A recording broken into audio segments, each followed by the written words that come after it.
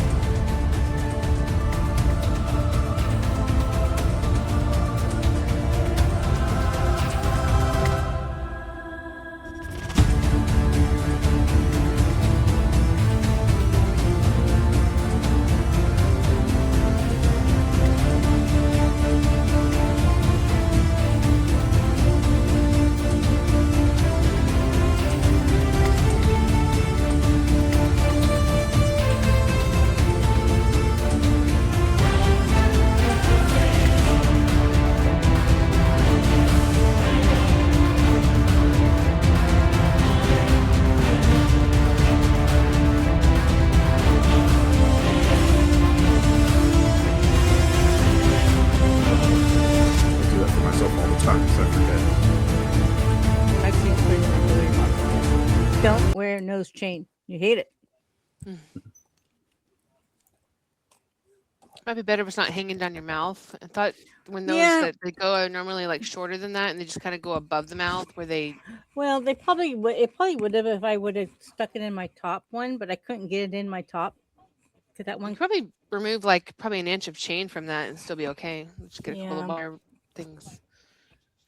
Okay, so now that we're talking about nose jewelry, and it matters. It's heavy. That is a personal problem, however. Yeah, something Mr. T can attest to from wearing all that gold. No one can pity that fool. How is your septum, by the way? Just real quick. Mine? Fine. Actually, funny enough, I have the same septum for a while. I actually want to change it, but you know, when you get those clip-on ones, they sometimes pinch the nose hairs. You don't want to get pinched and your eyes water. However, it's perfectly fine.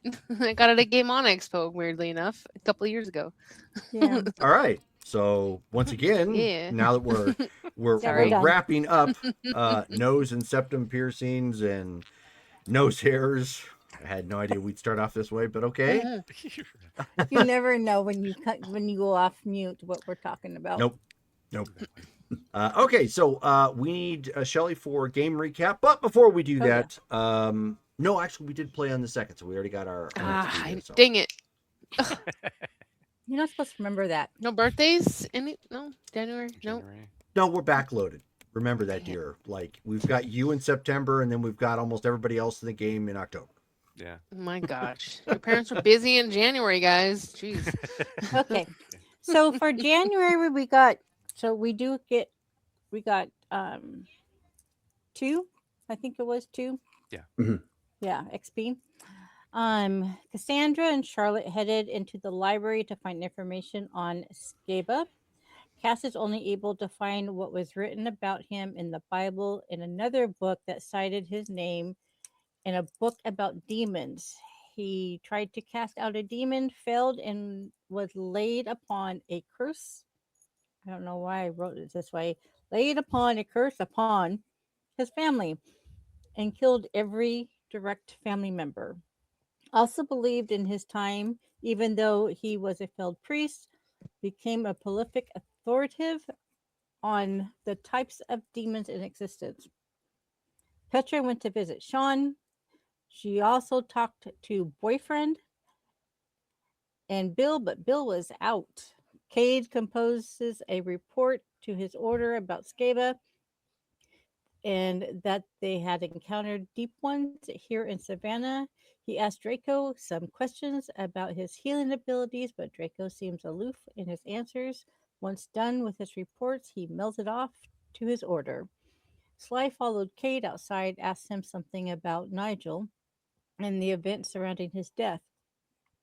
Asked permission to talk to his squire. Sly remembered that he has something that could help protect him, but he would need to know Draco's full name. Explains that he would place a certain mark upon him that would make enemies think twice before attacking, but Draco declines due to religious concerns. Shar is also doing research in the library for wards, but finds out it does not contain actual ward spells, but does have information about ward spells itself, such as components and stuff. Petra returns, speaks briefly with Cade and Sly before calling Sean to ask him to add information about Scava to his research. When they leave, Draco and Charlene. Oh, when they leave, Draco. Gosh, I need to maybe read my stuff before I post it. When they leave Charlotte and Draco, or Charlene and Draco at the office, and enter the sanctum, and are shocked to see Tom in there. They start discussing the ability to bring others in, and Tom goes to find Char to get his own key so he's not stuck in the sanctum if everyone goes poof. During all this, Cass exits the library with the books in hand and agrees with Tom having a key as well as other allies of their group is a good idea. Cass shows them what she found and they discuss the scroll with Tom. Cass starts to ask questions about how to catch a demon, gets clarification on how the names work. She also suggests that they work on getting Eirik back to his realm while Shar is resting, since they are at a standstill until then. Petra and Sly go to talk to Eirik and to check if he had figured out how to go home. Cass got squirreled when Shar came back down. They talked with Ark and gave him a task to try and find anything in regards to Skava and the demon that cursed him. Cass asked Shar to read the scroll to them so they could get a better understanding of it. Cade calls a Sir Morgan a really scary knight that beheaded some person in a pillory, asked him about Skava, and the scary dude offered his help, but Cade gave him get back to you. He's so gonna scare Cass. Shark, Cass, and Sly returned to the plantation to return the scroll and some other items. Petra did a run to Costco for wine, food, and drives. Shar returns alone and orders food for Draco and Charlene. Eirik comes out glitching, but Draco also seems to be glitching as well. He needs a credit card for some of the sites he's looking at. And we ended it there. Alrighty. So picking up from that point, I can't recall, did anybody give Eric or Oric? I should say that's what was his name. Anybody give Oric a credit card? I think Shar did. Yeah. Shar doesn't have a credit card. Well, she gave him. Well, somebody. We just went went through all that of all the things that you didn't have when your business license came up. Credit card you definitely wouldn't have unless you swiped it from somebody. Not me. No, not Cass. Shar. Charlotte. Anybody give him a credit card?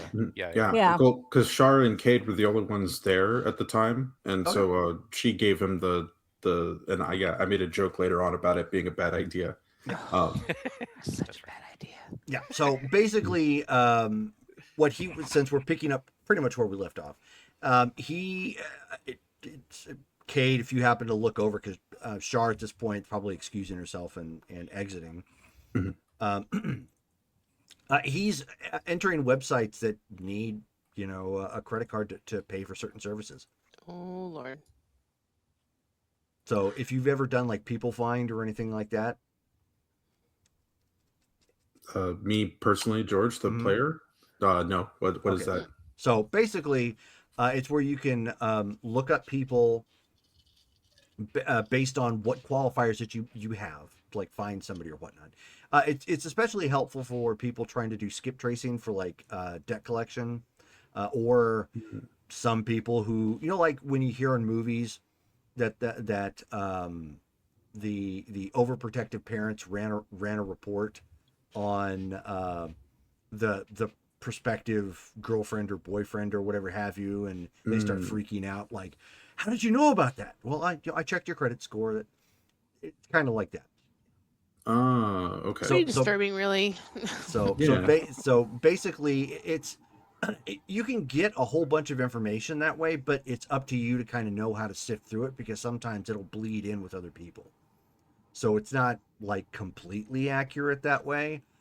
But if you already know something about them, like maybe a maiden name or where they used to live or whatnot, that'll help you narrow the searches down.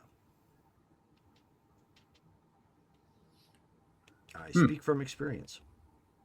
And ditto, actually. I actually had to use that for one of my jobs when I was doing background checks for the state. Yeah. I've never had cause to need anything like that. Well, now you know, George, and knowing is half the battle. The rest of it's red laser and blue laser. All right, timeout. Somebody got hit. Which, no joke, I know I'm slightly sidetracked here. I do want to at least attempt to play G.I. Joe at one point. I do have the books. Oh, yeah. So The RPG. Yeah. Dude. I would like to give it a go at some point. It sounds like a lot of fun. Yeah. But then again, I also want to try RuneQuest as well. So. As long as somebody gets to be named Firebird. Firebird. Yeah. Where did that come from? I remember Firebird. Where that's did that come from strong. That's Strong Bad. Strong Bad. Yes. Yeah. Yeah. It's not a good commando name. And this is Firebird. I knew I recognized that name. Okay, so, but that's what you see Auric doing right now. Now that he's got the card, it's helping him do things without getting traced, like brute force hacking and whatnot. So where he needs it to look up additional information, he can. So, and what were you guys having him look up again? We are having him just sift through whatever databases he can to look for the Skiva, like curse information or Skiva information, anything that would lead us to maybe getting pieces or the entire name of that demon. A pseudonym, even like even something well, that might yeah. have gone by. I mean, Sure. just anything that could help me even reproach Giovanni about, because yeah, I don't. Yeah. Were we also having him kind of doing a little bit of genealogy as well? Well, I mean, that might be part of it. That might be one way he's actually able to find it. Just whatever he can do on the internet, since he's the master at it. Okay, yep. So that's what he's doing. This is still going to take some time. Obviously, we're picking up directly from last game, so he's only been at it like about 5-10 minutes. Right. But with that, he's able to look at, like, he's not even really touching the keyboard. It's just kind of, he's just doing his thing because he can make it operate kind of like cyberkinesis in that sense. Just he's Tony Stark again. Kind of, yeah. But on modern technology, not on like superhero technology. So no Jarvis. Sweet. What are you doing in the meantime? Because I'm the only one there. Yeah, I guess just checking in on Charlene, just because I don't think I've talked to her in a bit, but yeah, just making sure she's set up and everything's fine. Yeah. Then real quick, without having to role play it out, because it's again it's still the same day. Yeah. Draco has brought over a few of her things, and they're going to have her stay here for the time being, while stuff's going on, and while you're out and about. So that way, because this seems to be the logic there, was this seems to be like a focal point, and if nothing else, like when you guys enter someplace, into the thing, it'll bring you back to the office with the keys. Yeah. Okay. Cool. So that was kind of the idea there, and that she could busy herself with maybe tidying up the place or starting to take phone calls while he's doing that, or whatever have you. Just some menial jobs right now, odds and ends, just to keep her kind of occupied. So, but other than that, she's fine. Okay. A little lost in the weeds because of everything that's going on, but okay otherwise. Yeah, I'll just kind of pat her on her shoulder and be like, yeah, I apologize. It's always like this, though. Always busy. Okay, well, she kind of gives a nervous chuckle. And she says, well, I'm sure I'll pick it up eventually. Big old reassuring thumbs up. The two thumbs up, the double deuce? Yeah. Okay. From a knight from medieval Wales. Okay. Those are rare. They kind of are. So Sly. Yeah, let's see here. What can he do right now? So then who all do we have here at the NOS branch? Like pretty much everybody? Right now you have Cade. Cass has just stepped out. Were Cassandra and Joe there? I would. I mean, if Well, I was at Joe was okay. Yeah, Joe is not there. We just talked about that off stream. Yeah. At this moment, yeah. Cass would probably be I'm busy there. washing tights. Did we come back from the plantation with everything? Yes. Oh, okay. Then yeah, she's probably back in the library. Okay. So everybody is here or adjacent, like in the pocket Umbral realm, with the exception of Joe, who is washing tights. Mm-hmm. Right. Okay. And waiting on a response to when I can. Just so you know, like in our little downtime bit, I would have asked to potentially like meet up with Rourke or and say, hey, let's meet up, let's catch up, and see what I owe and what needs to be done with recent events, and if there's any repercussions from that I need to deal with. So. Okay. So when you tried Rourke's number, like it doesn't go through. You get that beep. We're sorry. The number you have reached is no longer in service. If you feel you've made this call in error, please hang up and try again. Thank you. So sad. Okay. That's bad. That's really bad. Then I don't know if we're on me now, but I will then at some point try the shop that I was working at. Okay. I know we gave it a name. What was the shop's name? I have to go back in notes because I don't remember that. It's like Midnight Auto or something like that.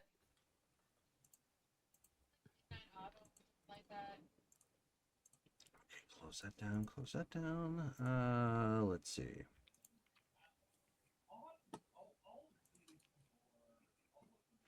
Midnight Motors. I was close. I was close. Okay, I'll close that down too. All right, so Midnight Motors is back in operation, which you would have known that by this point. You wouldn't have let it go that long. I figured. I just didn't know. I hadn't been called in or anything, so I kind of figured I wasn't employed anymore by them. So. I mean, that's probably left up in the air, but you should probably speak directly to your boss in that sense. The boss. But I mean, yes, you call in, somebody picks up, you can hear the regular sounds in the background of people, doing work, or, soft music, or the soft sounds of some kind of music playing in the background. Okay. Well, when they answer, I'll ask to talk to the owner. Let's see. So it's currently daytime. So they say, sorry, he's not in right now. He won't be in until later on. So would you mind giving him my information? I'm planning on, kind of trying to get back into, doing some towing and stuff. I'm Joe. Been there forever, but, just been taking a break. I'll give him my number and request a callback. Of course, ma'am. We will share that with the owner, and I'm certain he'll contact you as soon as he can. Of course.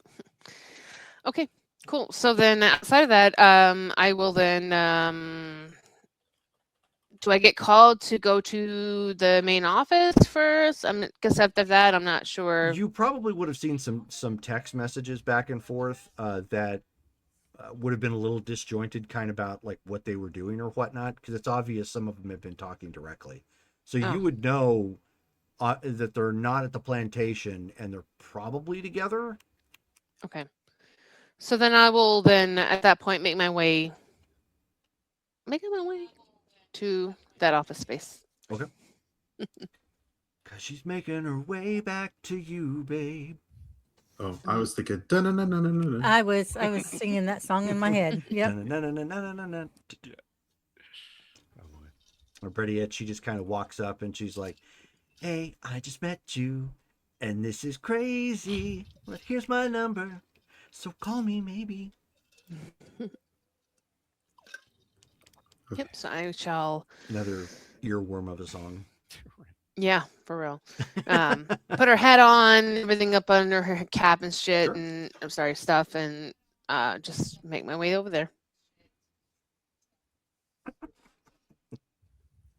I have the tablet on, so I can kind of look at the stream and whatnot, and I can actually hear the volume. So I heard your little Freudian slip twice, the same way. So it's like, I thought I heard an echo there. I'm sorry for the No, it's twice fine. over.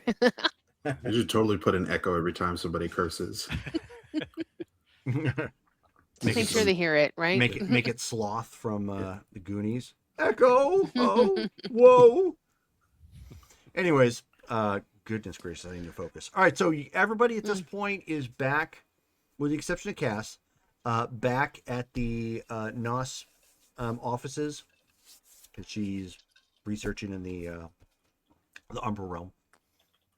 I'll leave it up to you guys to kind of circle back around and figure out what's going on. You're still waiting, obviously, for some contacts to get back in touch with you with certain things. As a reminder, Brittany also threw out in the chat, reaching out to what's his name, Dylan Lowe. Go visit him. Yeah.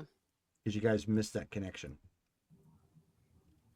Do we have any of Dylan Lowe's contact info? Because I feel like the two people who had it are not here today. Yeah, they're not here. Yeah, it's what it seems. Good point. Yeah, thanks for the suggestion. So forgive us. Oh my god. So then Sly would he'd walk over to Cade wherever he's at within the office and be like, "So that guy Sir Morgan that you managed to get a hold of like an hour or two ago, what do you think of him? Like how much do you know of that guy? I've just been thinking like somebody from your order, how would they feel about you being connected to me being who I am? You know what I mean?" Yes, no, I had put some thought into it. I was mainly hoping to gain some insight from him, not necessarily needing to call him up if it was not necessary. He is passionate.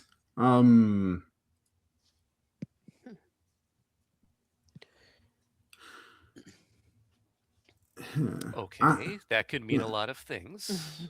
Yeah, no, it's difficult to to describe. There's definitely many of the different orders that are more dogmatic, the more they're a lot less understanding, I think, a lot more likely to slice first, ask questions later, or ask the questions, then do the slicing regardless. We're all still apparently people. We come in different flavors. His flavor is just probably a bit more bitter. As far as you are concerned, I suppose if I vouch for you, it shouldn't be a problem. Well, I mean, we recently, dealt with a different order, literally trying to end me. So I'm not sure how exactly the rest of your order, being literal hunters of the supernatural when it comes to monsters, I'm trying really not to look out for me here, but to look out for you. Would they consider you any type of traitor or anything like that because of the connection that we have? I just thought of that, and I'm not sure how they take it. Heretic. Have you let them know? I'm not sure how much contact you've even had with them, other than that letter you just sent. I try to maintain a regular contact with them. As far as the things that I'm working on, there's as far as like you keep mentioning like our relationship. I'm sure that there would be some that would assume that there's something wrong with it, but uh, I have my own reasons for entering into this negotiation with you. I probably don't think of it in the same manner as uh, I can't remember the last time I or anyone has ever interacted with somebody who is from where you're from, to be diplomatic. And while it is absolutely more than likely a risk, it is one that I think is uh, worth taking. Perhaps it would be a problem to see me interacting not only with you but with so many people of like different walks of life, that if we were on the other side of the battlefield, if we were on opposite sides of the battlefield, we would be bitter enemies. Um, it's possible, but as far as our interaction, I'm willing to risk some chastisement. It's I've been alive. I've been alive multiple times for a long number of years. You are the first of your kind that I've ever interacted with, and uh, my order specializes in redemption. We are specifically trying to turn back wrongs, to making things equal again. And I see you as a celestial who is on that same pathway. You may have uh, you may have gone down different paths, but the way I see it is this is an opportunity for me to know that um, that anybody can be saved. So, well, yes, I'm sure that there might be some slaps on the wrist, but it's no more than I've received in my years. All right. That sounds good. I'm glad. I just didn't want you to, well, to lose what you have. You don't deserve that on account of me, so it's good to hear. I think, yeah, just in case any others of your order pop up or check up on you or something, I'll just keep what you and I have on the down low until we know for sure how they feel, if they let on about that. Yeah, Sound that's good? that's probably a good idea. Don't want to start making offers to them, and yeah, that's a Right. good idea. Okay. Good to know. How's Charlene doing? Well, it has been a very busy couple of days. She's going to be staying here at Nos for the moment. That's um, just as well. It keeps her out of spitting distance of the curse, which is good. She seems to be fine. They ordered a lot of White Castle. That'll be interesting. I didn't hear any turkey legs or roast mutton or anything like that, but we'll see. We'll see. Um, Yeah, they don't really sell like Renaissance festival fare like meat on a bone or whatever that is. No, yeah, it's burger joint. Don't know why they really call it White Castle. That is strange yeah. now that you think about If we want meat on a bone, we need to go to Texas. I've heard tales. it. Huh. Yeah, Sylvester's never been. Interesting. Well, all right, good. Have you yourself learned anything else about the situation we're dealing with Skiva and all of that? Unfortunately, no. The things that I've been able to pull out of memory are the extent of it. I'm not I'm not an impotent scholar. My specialty is more in the identification of the beast when it's in front of me, chopping its head off and saving people. You know, um, yeah, I don't know if there's much I could add to the research at this point. Fair enough. Yeah, I think we're relying on those who are more occult savvy right now when it comes to the book research and learning. When it comes to that, I do wish to see more about this scroll in a manner that won't curse all of us, but if the demon or the creature, I'm hoping that it is somewhat of a ledger or something that we can pull something from, because that would be a first-hand uh, resource point, as opposed to, we're not likely, I think, to find the name of the demon on genealogy.com. right. I wonder if the church has any type of files that they back up on a hard drive somewhere.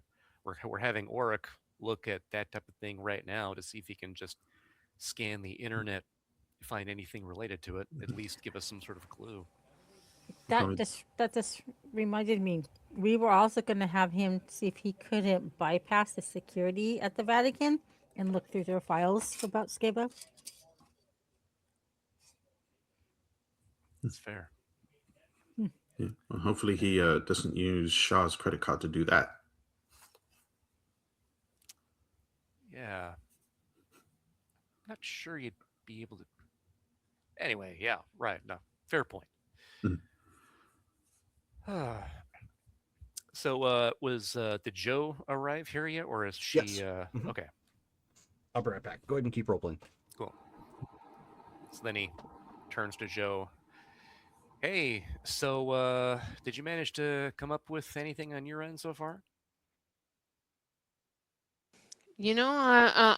To be honest, I'm a little concerned because my normal person, which is Rourke, his cell phone's disconnected. I wasn't expecting it, and as far as I know, though, the shop that I worked at, is still it's back in operation, but I'm actually a little.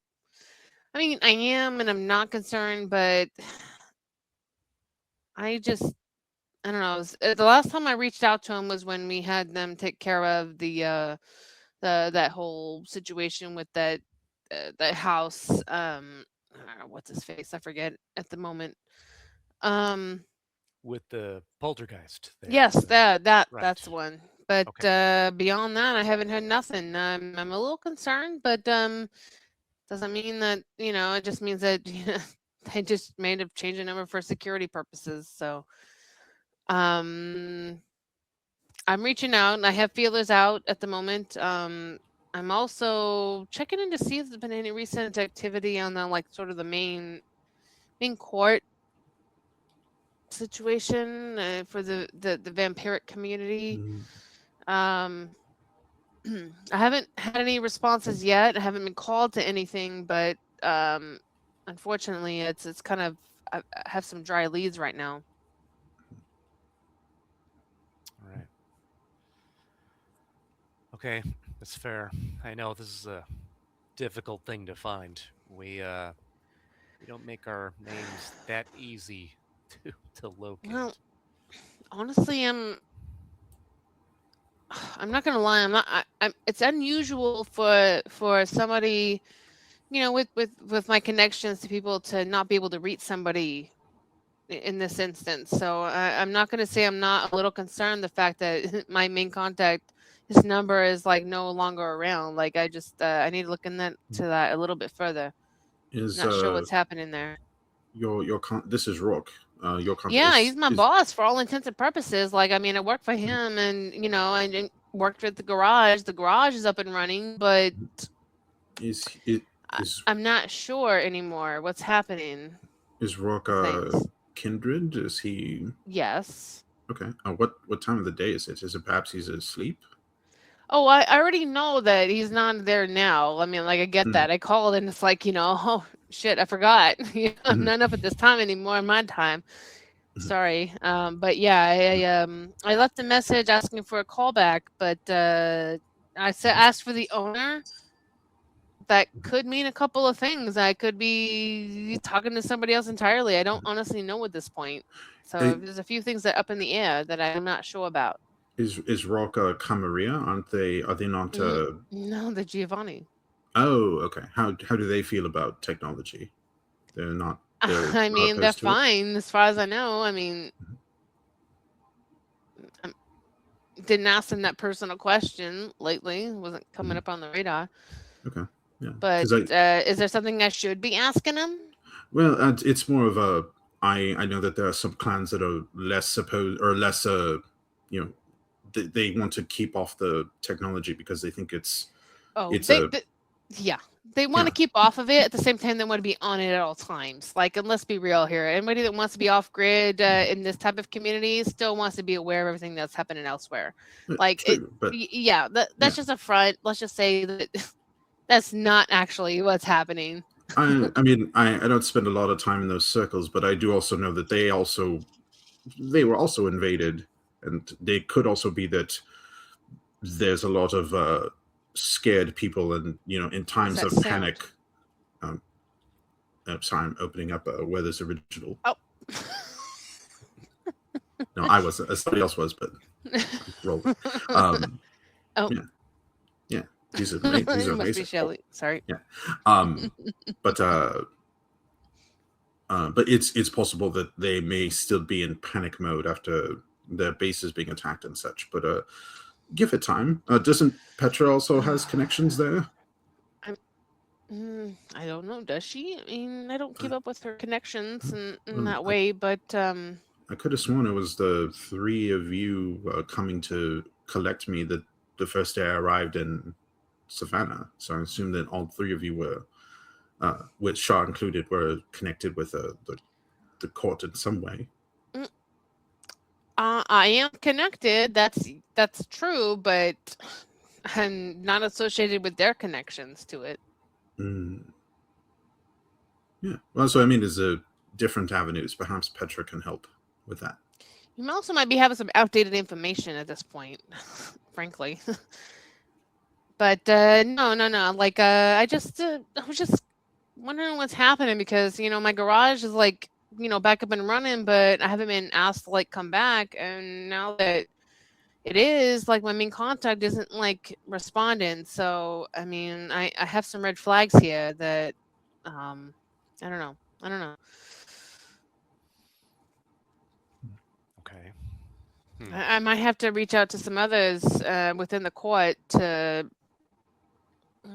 maybe come back, but I'll be honest, y'all, like I don't read as a vampire anymore. It might be might be harder for me to even. I mean, they know me. Like, I've never caused problems. I've been loyal, and I have like that type of reputation. But I also presented with a paler aura than I am now. Now I'm ungodly aura, and if anybody sees that, and if they happen to do that, which they do that like regularly in that type of environment. Is that something that they're going to hold? They might hold against you? Yes, or others. I mean, me as an otherworldly creature, which if I'm being or perceived as something other than a vampire, which I am now. I'm a Nephilim, for all intents and purposes. Totally different, and I've been lucky enough so far that when the one time that I've met up with Rourke, at least I know he isn't like aura percepting me, like he hasn't seen that there's a difference other than my height, stature, perhaps. But I was sitting down at the time, so maybe he didn't notice. I'm not sure. This is a bit of a problem. Like, I'm not sure I can actually present myself to court anymore at this point. I haven't been called to it, but I was presented like 5 or 6 years ago, and they know me to be a part of the city, and I work for the Giovanni, but like, I feel like I'm kind of stuck between a rock and a hard place at this point. Well, I mean, are they threatening you, or? No, nothing like that. I mean, in fact, the last time I interacted was Rourke took the wraith off our hands, and paid handsomely for it, but beyond that, though, I don't think they were focused on anything else outside of that, and which I'm fine with. But if I'm going to have to interact with other factions and stuff, it kind of matters a little bit. And that wasn't Rourke you gave that to. Oh, sorry. If I'm misnaming the name, I'm sorry. I apologize. Like, the name Rourke is always in my mind. Yeah. Yes. Rourke was the guy who was involved with the MMA. Right. So the fight promoter. Okay. So let's redline that name. Sorry. Stephen Milner is Milner. Sorry. Yep. XYZ Milner. Insert. Sorry, guys. Milner. Gotcha. Okay. I don't know why Rourke is in my mind for that. Milner. Okay. Thank you, Jerome, for that. No problem. You gotta write it on your forehead.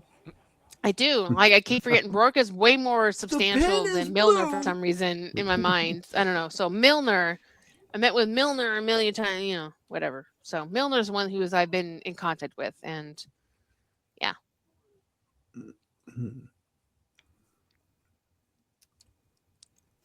All right. Well, do you feel that if you present yourself physically, like, to that court at any point in time, that you'd be in danger because you're different now? Truthfully, yeah. Because when you go to court, the court is for like individuals, and unfortunately, I am not that. And they do check at the door, so to speak. And I don't present the same way. Not only that, she just kind of does one of these numbers. I am also half a foot taller than I was. Yeah, that. So I'm clearly, and I no longer have that pale aesthetic to me. I actually have a little bit of a glow because apparently I figured out that strawberries are amazing, and so was bacon. So I filled that a little bit since then, and yeah, there's some differences. Well, I don't think that means that your relationship with them has to end. It just means it might change. Like Petra and Shaw, both they're not kindred, but that does not stop them to be allies of the court. It's I don't disagree with that. However, I was let me just break it down. I was presented at court, like it was before you even came here, as a kindred. And I will tell you that because I had the unique ability at the time to hide my aura as being of them.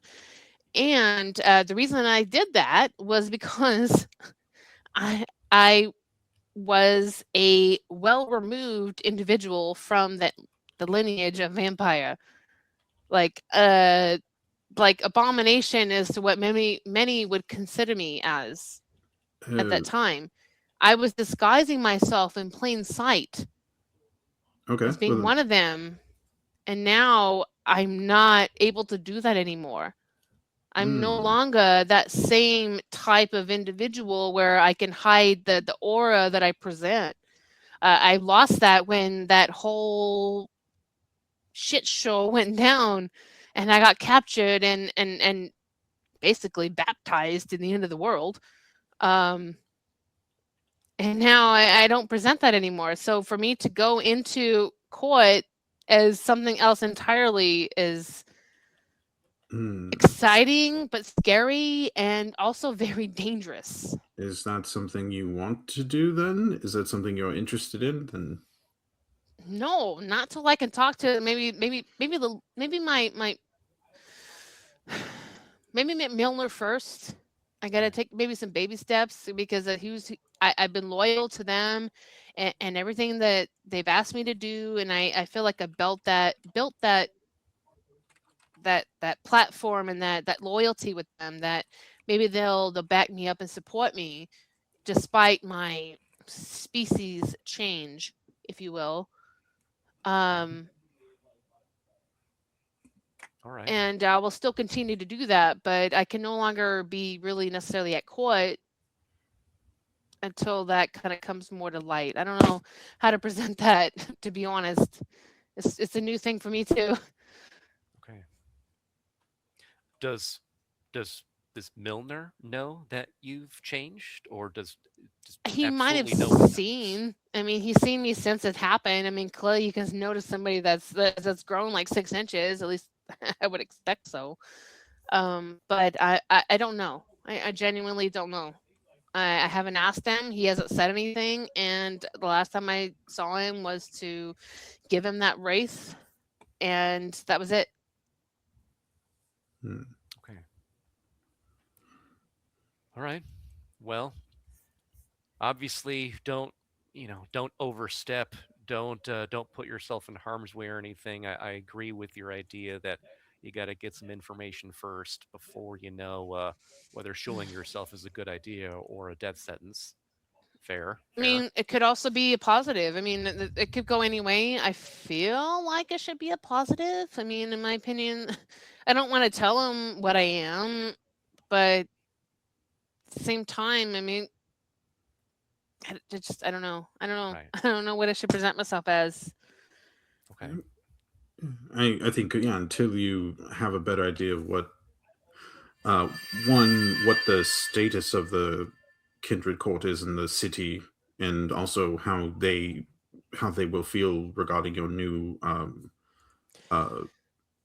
Type. don't see, I mean, they don't know unless they like look at me and like aura percept and like kind of see what I'm presenting. But I mean, but many people But a have lot of that them have that capability. and a lot of them are overly cautious to the point where they send out people when they first show up in town, and which But I'm not new. I've proven myself despite the species that I am. I just but people have historically proven to hate change.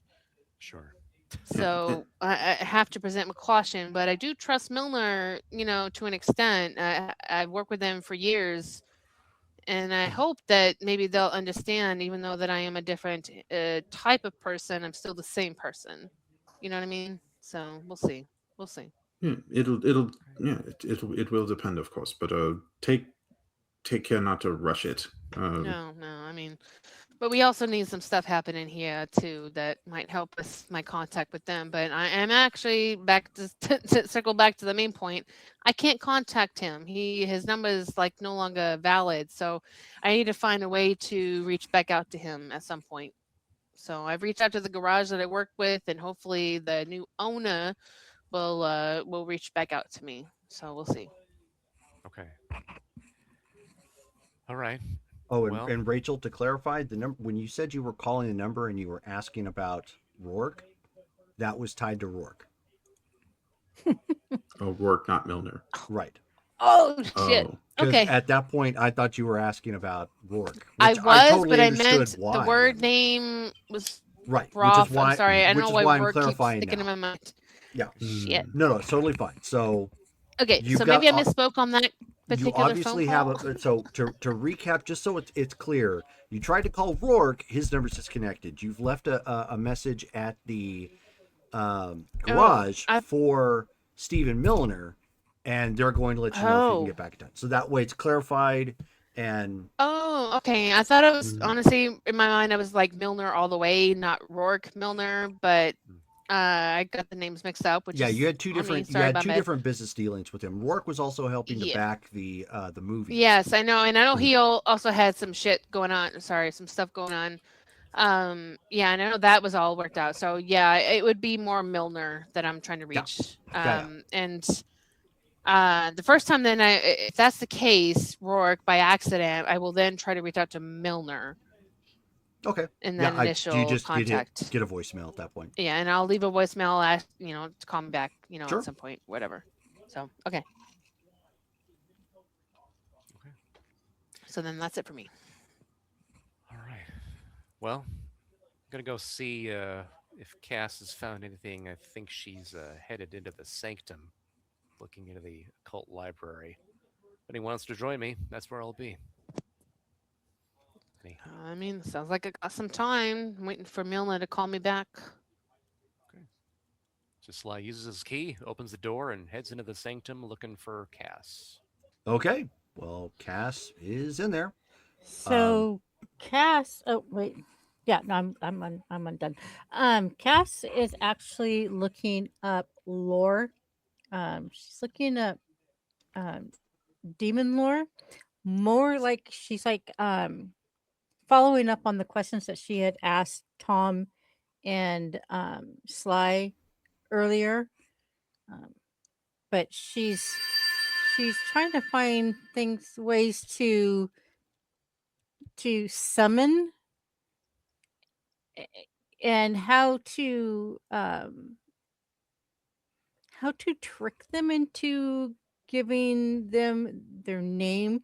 She's also looking into the deep ones. She's trying to see what the correlation with the deep ones are with Scaba as well. Okay, she's so kind of I looking at can several tell you different you're not going to get anything about tricking. That's not really what the occult library is there for. Yeah. And honestly, even if it was, that would be akin to asking QAnon, is the world really flat? But she doesn't know. She still looked it up. She just No, doesn't find anything. And that's fine. I'm just letting you know, like, there really wouldn't even be any supposition or suggestion, because that's beyond the mechanics, or the I should say, not the mechanics, but And she's also the trying to concept figure of the out supernatural you're looking up. At that point, if you're really trying to ask, it's like the text equivalent of a shrug. She's also trying to figure out what kind of demon Scava went up against that caused all this to begin with. So she's kind of finding, she knows what Sly is. She kind of knows what Tom is. So she's trying to see what type of demon that they're up against. Sure. So she's looking for that too. Why don't you go ahead and give me an intelligence and occult check? It's going to be difficulty 8. Oh, and I forgot to ask you. That's why I didn't put the request in. The answer is no. Darn it. No, what's up? Can I take a point? Can I spend some XP to Nope. take a point in demon lore? Nope. Oh. Even though she found out some stuff? You can if we don't end the game on a pause. Okay. But you well, that's right what I'm now. saying. When I'm able to spend XP, can I take a point of? Yeah. Okay. That's what I. Yeah, you've had some first-hand accountings of actual demons, so sure. Okay. And I gotta. This one is the WAD. Okay. Yes. WAD, yeah. So all I have to do is hyphen WAD, and So, it will start. 9. It will start coming up.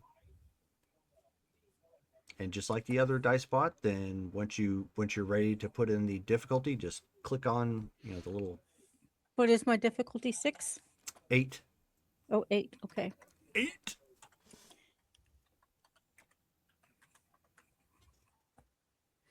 How do I get it to You have to click on the difficulty and then click on the specialty and then add them in separately. Yeah. Mm-hmm. Okay.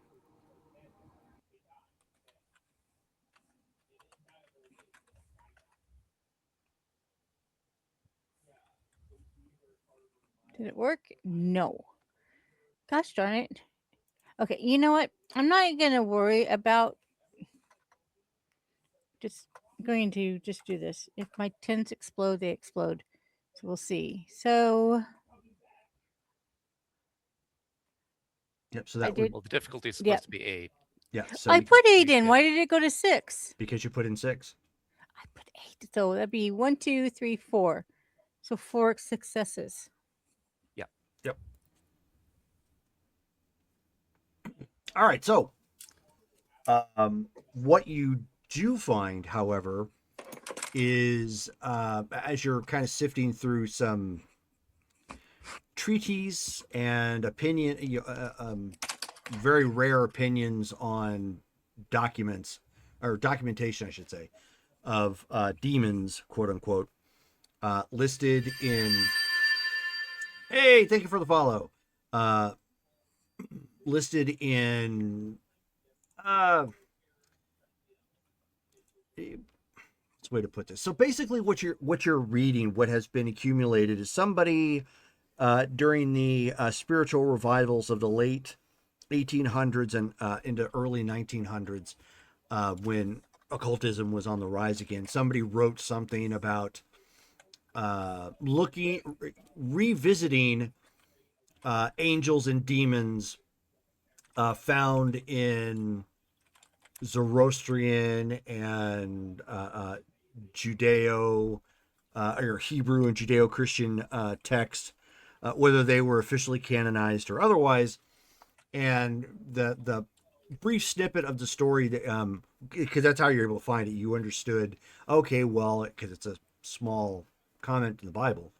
You know, Sceva came in Jesus' name and was not a follower and tried to, call out this demon sort of thing. The only thing that you find in reference to that is something called like a reference being that the demon was tied to the earth. Okay. And the person theorizes, which it's all guesswork at this point because there's not a whole lot to go off of, that it was because the demon was tied to the earth, and it had nothing to do with Jesus or any of the hokum surrounding that. So that's kind of what the guy theorized. Okay. Okay, so when you guys come in, she's got her nose and she's got books like laid out around her, and she's scribbling away. Yeah, there's a musty smell in the library at this point from like all the old books and some of the leather bindings and whatnot that are open. Some of them actually screaming to be put away in, hermetically sealed cases, that sort of thing. They're just too useful. Yeah. So walking in, and then Sly's like, in the books. Good. Find anything useful so far? Yeah. Maybe. Maybe you'll understand this more than I do.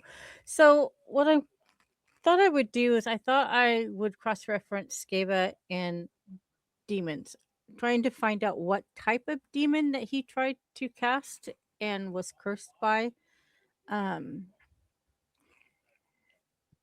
There was a revival back in the 1600s where they revisited the angels and demon, um, the Judea, Hebrew, and Christian texts.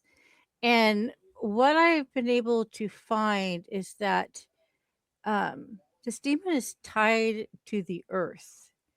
And the author, he's theorizing this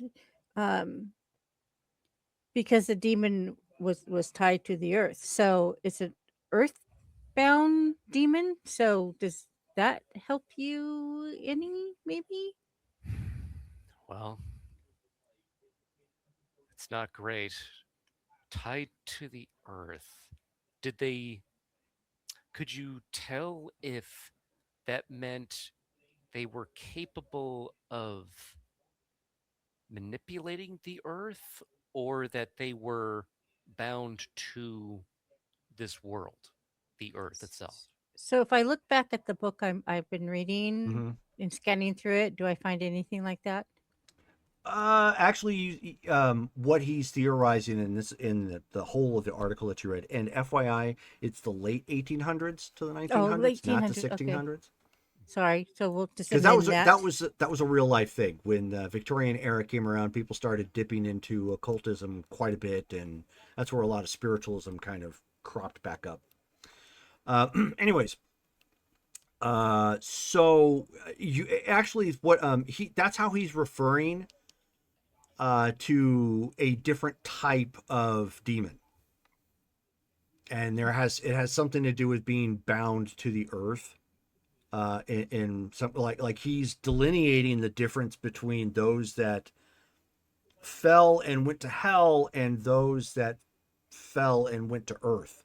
He doesn't. It's not exactly a clear point that he's making, but there's a clear delineation that something happened and some went here and most went there. So would these be the ones that were the Watchers and were bound under the earth? Maybe he's not really addressing that particular point. Okay. So yeah, she'll relay all that. As she's just reading it out loud. Yeah. All right. Well, if they're referring to what we would call earthbound, that's typically when a fallen possesses an object or even part of the land. That tends to be extremely difficult, though, or at least it used to be. Typically, possessing a person. That's what I was going to ask. Like not a living thing, but like a physical thing, like a land, like you said, like land. Like that's not. Unless land is not a living thing, I'm just saying. Like I don't know, like what terms on that. Well, Yeah. the lore out there, and if you, I forgot my French accent, and I think It's you okay. forgot We your Welsh. understood. We were imagining it anyway. Yeah. So I will get into my accent. If you watch some of these ghost like hunters that go out to find ghosts in the psychics, sometimes they say they come across demons that are tied to the land. It's very hard to get rid of them. Most of the time they tell the people just to move, to get off the Zealand so that they're no longer affected by the demons. So could this possibly be the same thing? Well, it really depends. That thing we fought during the night of blood rain that had possessed the chalice. That would be a type of earthbound. A lot of the times, you have these cultists who figure out that there is one of us in the abyss, also known as hell. And they would have found some way to summon one of us out of there. And if they really wanted us to stay here, instead of us falling right back to hell once they were done talking to us or trying to use us for whatever sorcery they were doing, they would actually make sure that there was a relic, an object that was prepared ahead of time so that when one of us appeared in front of them, we could actually take over the object rather than try to possess a person. Oddly enough, think of like a genie in a lamp. It's kind of like that. Wait. What if this demon is bound to the scroll? Could that be possible? And that is why it was activated?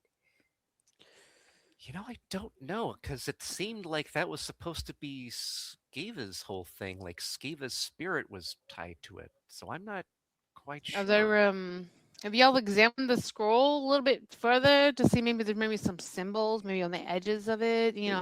I saw in was it National Treasure where you like squeeze a little bit of lemon juice on some Q-tips and you kind of like put some heat on it and stuff. Like that could be something. I'm just saying. With Charlotte, Charlotte returned to the plantation to grab that. We are going to keep it here. It's because we feel it'd be safer here in the library than in the plantation, but she has not returned yet. So her and Tom are doing that. Look, I'm just sometimes movies apparently are based on real stuff. So I think that's a method. I'm just curious to see if that was going to be something, I mean, I get it with even my own religion. People think that voodoo is a certain way, and it's not. Mhm. It's got its roots in Christianity and Catholicism, and but yeah, so Yes, I'm there aware. is some Thank you for the education. there is some truth to what they show on TV, but they don't always have the whole picture. I'm just trying to think outside the box here. No, Just it's a apparently good invisible ink was a thing, and we'll just see. and Ultimately, looking at that scroll for any other clues is a good idea. I agree. Sometimes we stuff's hidden. I'm just saying. That's all. Okay. so we got to figure out. I wish I could find more text about Scava in like a diary. I'm Where sure that he would be beautiful, but I'm so sorry. I know. so we would know why he was trying to exercise this demon and from where, and but I keep hitting walls. That's fine.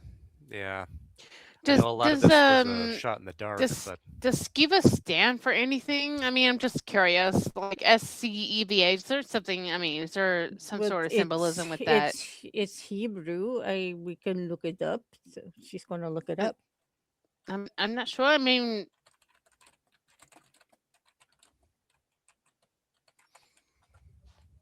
I don't know. Yeah, I don't have the translation abilities for other languages, but I mean, I don't know if that stands for something, but I mean, could be something to cross explore.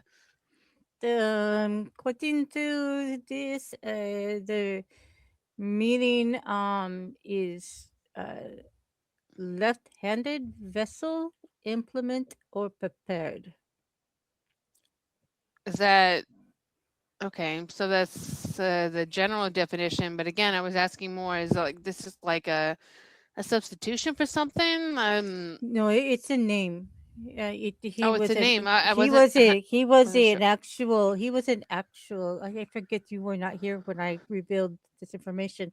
He was an actual individual that existed. He was a Judea priest, and he knew about Jesus, and Hmm. that Jesus was casting demons out of stuff, and he tried to cast the demon out in the name of Jesus, and Okay. the demon knew that he was not a follower of the Christ, and so it didn't work, and he got cursed, and the demon killed all his immediate family, and has been cursing and killing his descendants Ancestors. down Yep. the Since line. then. Okay. You know what? I appreciate that. It's been a while. So, okay.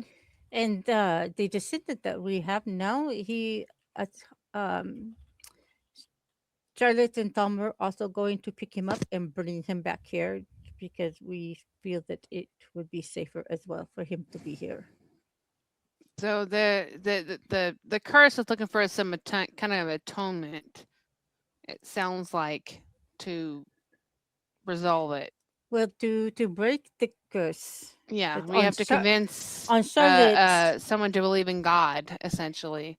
But the thing is that we don't know is that if that gets rid of the curse altogether, or the next person who reads the scroll is going to be cursed.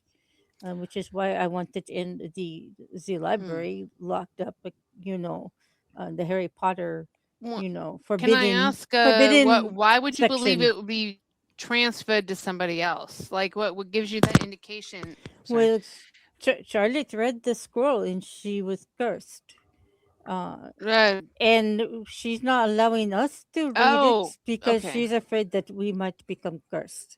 Well, but if the cure to becoming uncursed is to get the family line, which apparently up to this point has never been aligned with the religion that the thing is asking for. Once that happens with this young lad, doesn't that the like why would the curse, or why essentially if he's religious for the rest of his life and passes that on, why would the the scroll activate and curse anyone to force him to, It could, in a different generation, and not all generations are going to follow the father. As he is an example, his lineage is Judea, and he doesn't follow the Jewish laws or teachings. Sounds like the person that we've been pursuing needs to have a life-altering experience to make him believe again. He kind of had that when we had to deal with the deep ones. Well, he wasn't there for that. Is that what? It doesn't sound like that was enough, though. Well, he wasn't there for the deep ones. He was there at the hotel when they were attacked by whatever things were in the hallway of the hotel that they fled. So he never was there for that. So he has no real reason at this point to believe. Well, he was there for that attack in the hotel, not the one at the B&B where we were at. Yeah, but something else attacked. Just being attacked by some weird creatures doesn't necessitate a religious following or epiphany. I'm sorry to say, it's just. Yeah, no, that's what I'm saying is that him being exposed to this stuff is not going to be enough to change his mind unless we can do something about it. But also, there isn't. I'm also wondering when did we decide that the best way of dealing with this was to bind the demon ourselves? Because that seems to be the path we're walking on. But was that ever something that we that was said that was the way to deal with this? Well, it was an alternative that we thought perhaps it would be an alternative because.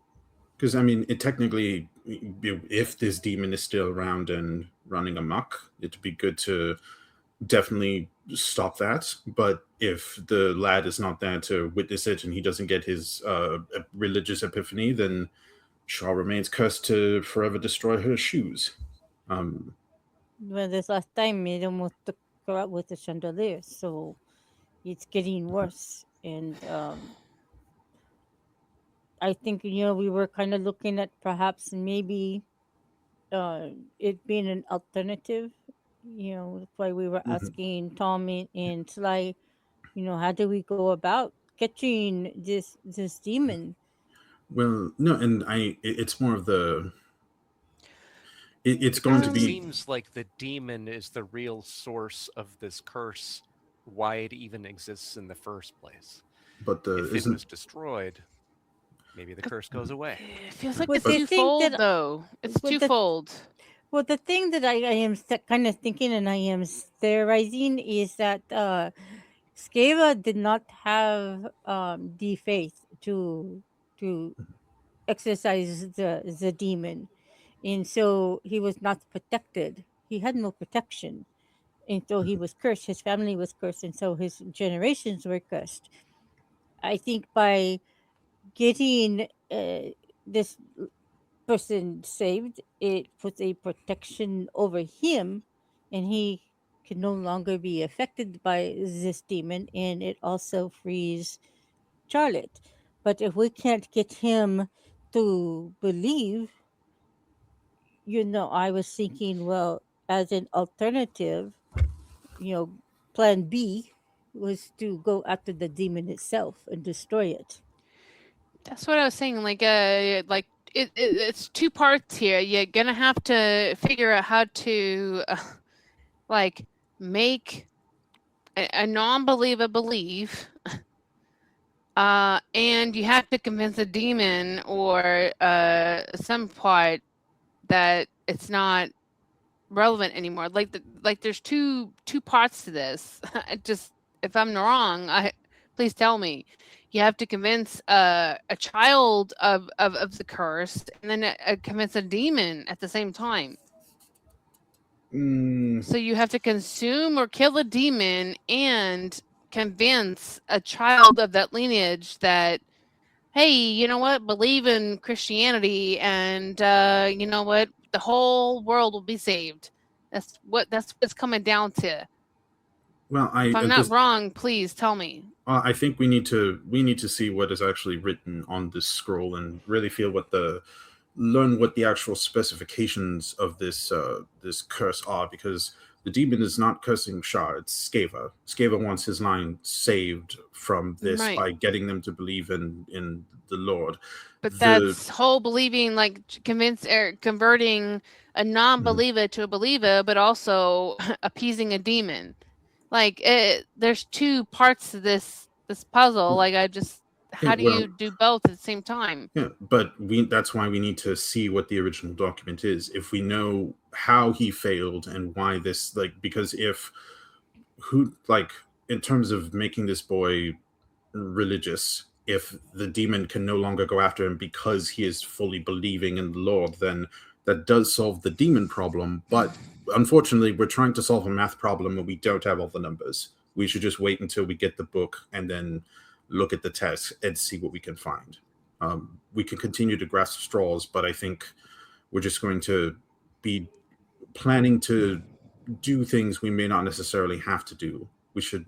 We are theorizing, and that's all that we can do at the moment until we get to see the scroll. Right, and I think perhaps we should take a break, or we should do something other than, the. Yeah, that is fine. I can put the books away. I don't think I'm going to find anything else. I have been in here for hours, and this is all I can find. Yeah, sometimes the best epiphanies come over a flagon of wine at a tavern. We don't have that here, or do we? We have taverns? We have taverns. Yes, there are taverns in town. Do they have flagons? I think some might. There's all different kinds. Okay, pubs. They're called pubs here. Okay, because the last pub I went to, I tried bringing my own chalice in, and they didn't like it, so they looked at me weird. Sir, there is a your chalice is very big, and they don't want you to refill that repeatedly. So yes, that's normal. So there is a pirate tavern here. But pirates, it's not the same. I understand, but it's not the same. It's not the same. I completely understand. If I may offer a suggestion. Oh yes. When next we have in our possession the cursed scroll, do we have access to an X-ray computed tomography scanner? But I'm sure we could get a hold of one. Can we? Well, hey, I used to use those at the library back in the day. That sounds very expensive. Do you all actually have access to such a device? We could probably look at Goodwill. Shaw probably has one. She's rich enough. There is another one. It's called the Old Pink House. It is a tavern, and there is a sixpence pub, an authentic English style spot. If you want to go and try that. Okay. I thought you were saying the Pink House was the place where we might find an X-ray scanning device. I was like, no. I was looking up your taverns. Oh, okay. Yes, I appreciate it. But yes, to Draco's point, I think once we have the scroll, I think if we can find or have access to those things, but unfortunately, I don't think I have the resources for it. It sounds very expensive, unless it's $40, because it's No, sir. That no. Oh, I didn't think so, but we could check on the eBay. So he kind of smiled and he says, "Of course, sir." Oh, there's I found the a Facebook Market. There is a lot of stuff on there.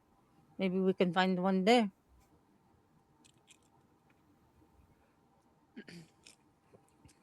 For living in the swamp, you know a lot about. You guys have given me a phone, and Charlotte's been teaching me how to use it. So she taught you shopping. She showed me Netflix. Instead of working on her area, like her range of has been improved immensely. Yes, and both she'll have put up Charlotte an antenna of sorts for Bluetooth, or I don't even know.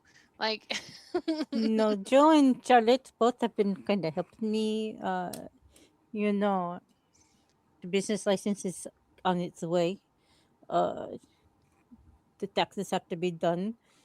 Have But you not yes, Go through H&R Block for that. I'm not equipped for taxes. no, I have to hire somebody. But Charlotte says she knows somebody who knows somebody. So, well, she is rich for a reason. we and but no, Joe and Charlotte have been, and Petra too. They have all been instrumental in helping me kind of get up to speed, so to speak. And I'm not sure how long it's been, Jerome, since like I started initially working on like her property, but I would imagine it's been like a month or whatever or something to an extent. And in that time, I would have improved the electrical situation, made it more safe. Which property? The Sorry, plantation. the plantation. Well, Okay. just made sure things were a bit more safe, up Sure. to code.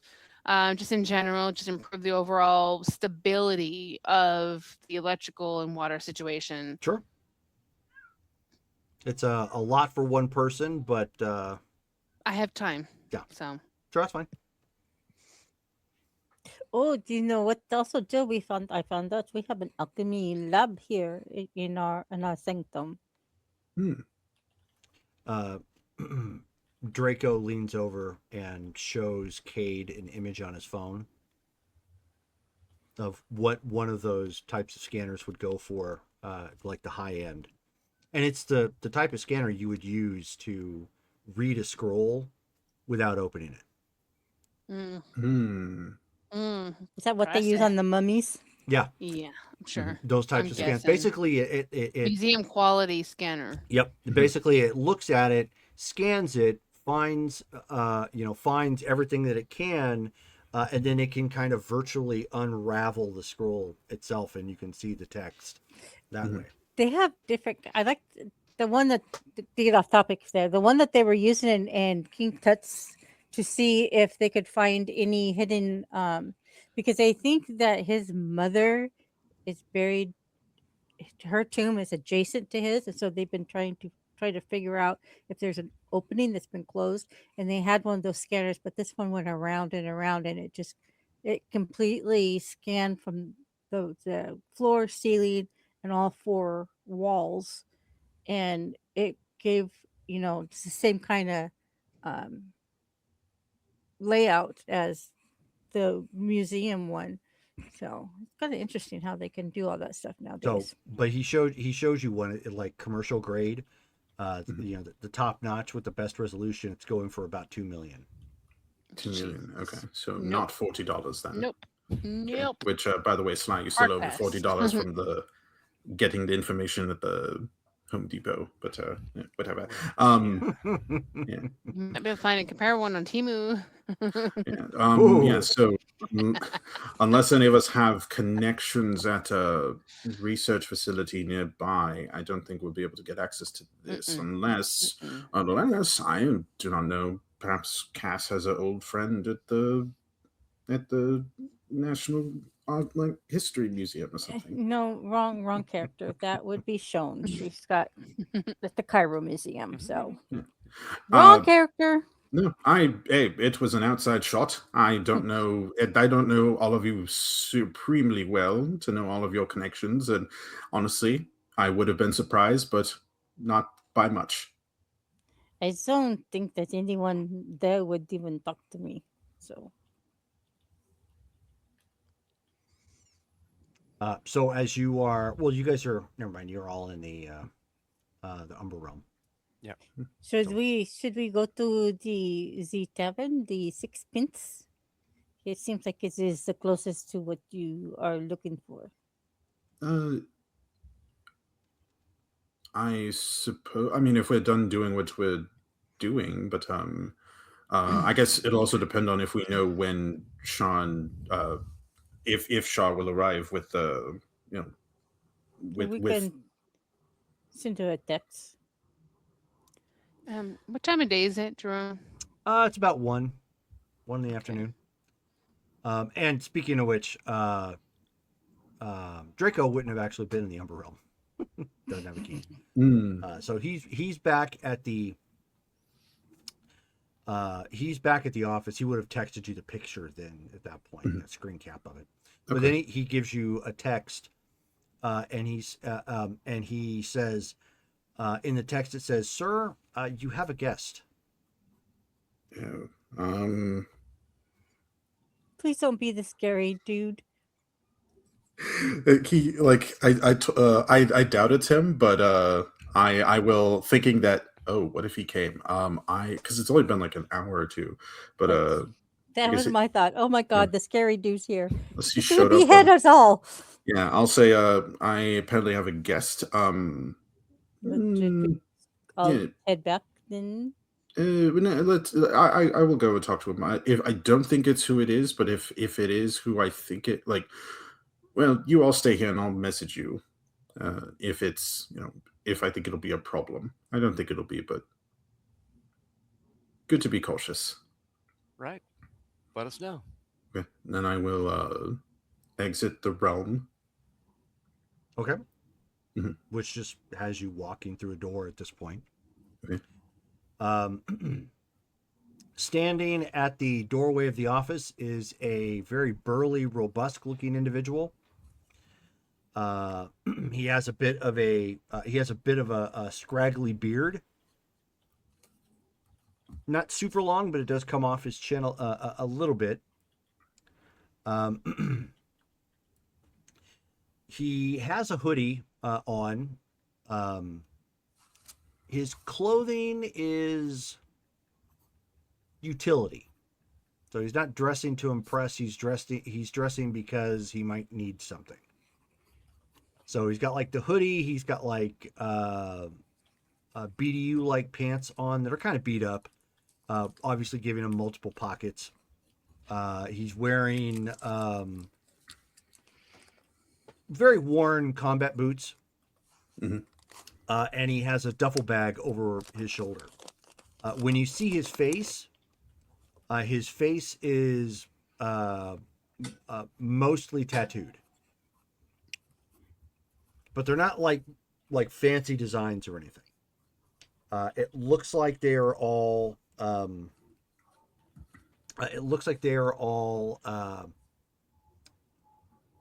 One type of design. It's hard to say until you get up close.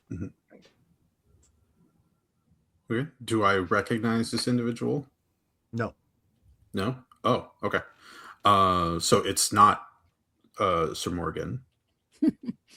Well, that's a good question. You didn't get a good shot at him. If you remember, there was a lot of darkness and him cutting heads. Oh, I thought I knew him. I thought I wouldn't recognize him if I saw him, or. Not in this lighting, no. Oh, okay. I guess I've never seen him in person. I was under the impression that he and I were like we knew each other or something. Well, was he your contact? Yeah, he was one of the. Oh, then yes. Okay, yeah. He was I forgot he was an actual contact. So yes. Okay, this is him. This is him? Yes. Okay. Okay. Yeah, I'm gonna be like, oh, and I'll walk up to him. I'm gonna send a quick text to Sly and be like, stay inside with Cass for a bit. Looks like Sir Morgan is here, and then I'll kind of walk up and be like, Sir Morgan, and I'll go in for one of these man hugs. How are you, sir? Okay, so he just hugs you in return, briefly, with the chest, full flex sort of thing. Yeah. 10 abs. It's like in Blade when they're doing the cool guy handshake thing. Yep. Yeah. And he sets his bag down and he says, I was unaware that you've gone into business. What exactly is this Night Watch Occult Solutions?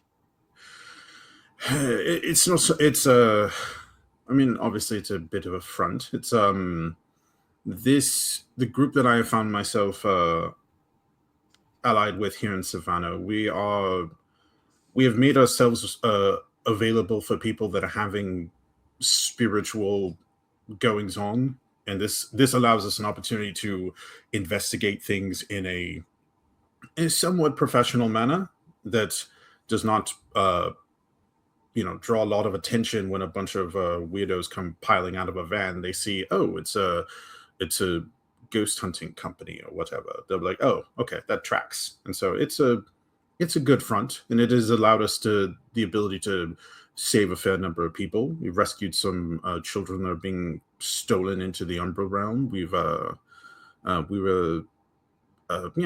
lot of possession type things. The South is very south of. I was going to say the South of America, but the South of America is very haunted. Indeed. And so he kind of looks around and he says, interesting. I do not often find allies of such. How did you find these? Well, they found and me he just instinctively hands a card to your squire. Oh, like a business card? Kind of, but it's just got it's basically kind of like just a blank card, but it's got his number on it. Okay. Oh, awesome. I need a business card. But yeah, no, I'll say they found me. I came to Savannah because I had anticipated there being some need of a knight, and for the most part, I was kind of right. But upon entering, I was a welcoming committee and noticed that somebody special had arrived, and I've mostly ingratiated myself with the locals, but the group that I'm currently allied with is it's a medley of very different people. None of them are knights, none of them are of the order, but I have seen them give their blood for the greater good, and I trust them. It's a very colorful bunch, but yeah. So as he's taking off his hoodie for the time being and just kind of setting it on top of his military duffel bag, you see the greater good. Stop it! Yeah. Such a good movie. Anyways, you can see that those tattoos that he has on his face are also tattoos that line his arms going all the way up his shoulders as well. Mm-hmm. I see. Their names. Is it would I know what the names are, or already from knowing him already for? I'll give you a roll. You may. Oh boy! All right, what am I rolling? Put me in, coach. Give me an intelligence and occult roll, difficulty 6. So average. He doesn't get out much. Okay, difficulty, intelligence, and occult. But since you know him, there's a possibility.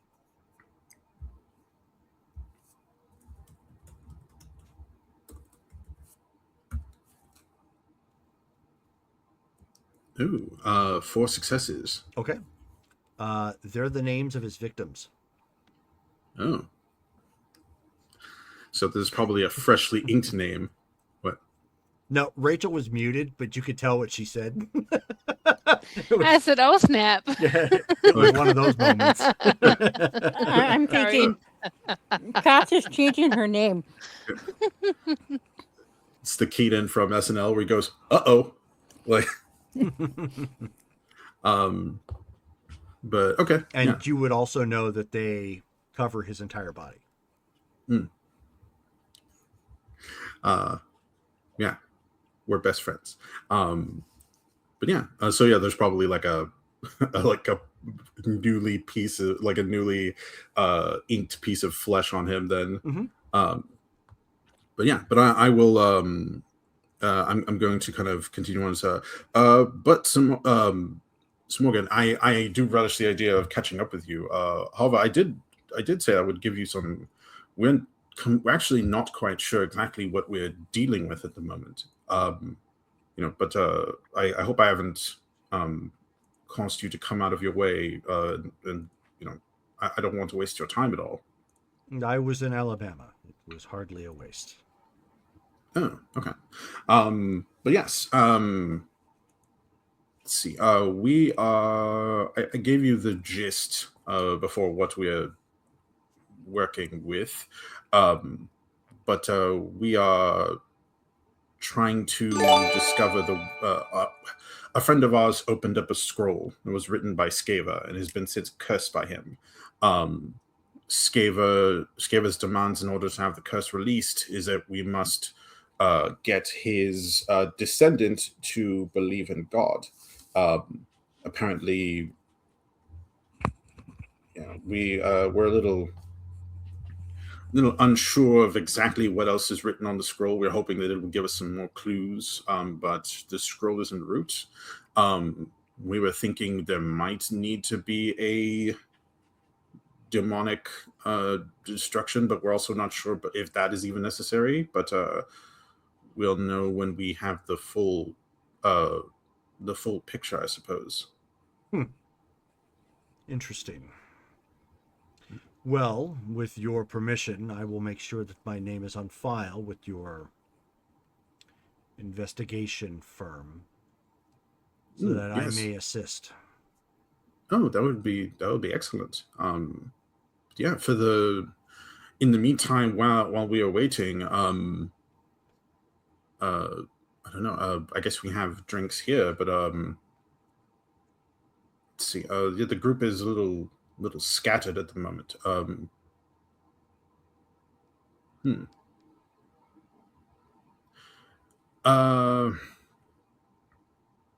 Actually, I'm going to just pull the Band-Aid off right now. In terms of this group, my friend, in terms of this group, my friend, they are there's still a lot of question marks about them. Like I mentioned, they're a colorful bunch. They come from various different walks of life. They are people that I have I do trust. But I am also aware that, our order doesn't always necessarily put, at least my belief or the way that where our chapter of it goes is that we, if there's a capacity for good, we do not automatically slay them, but is it like will it be a problem if I introduce them to you? I don't want them to come to harm.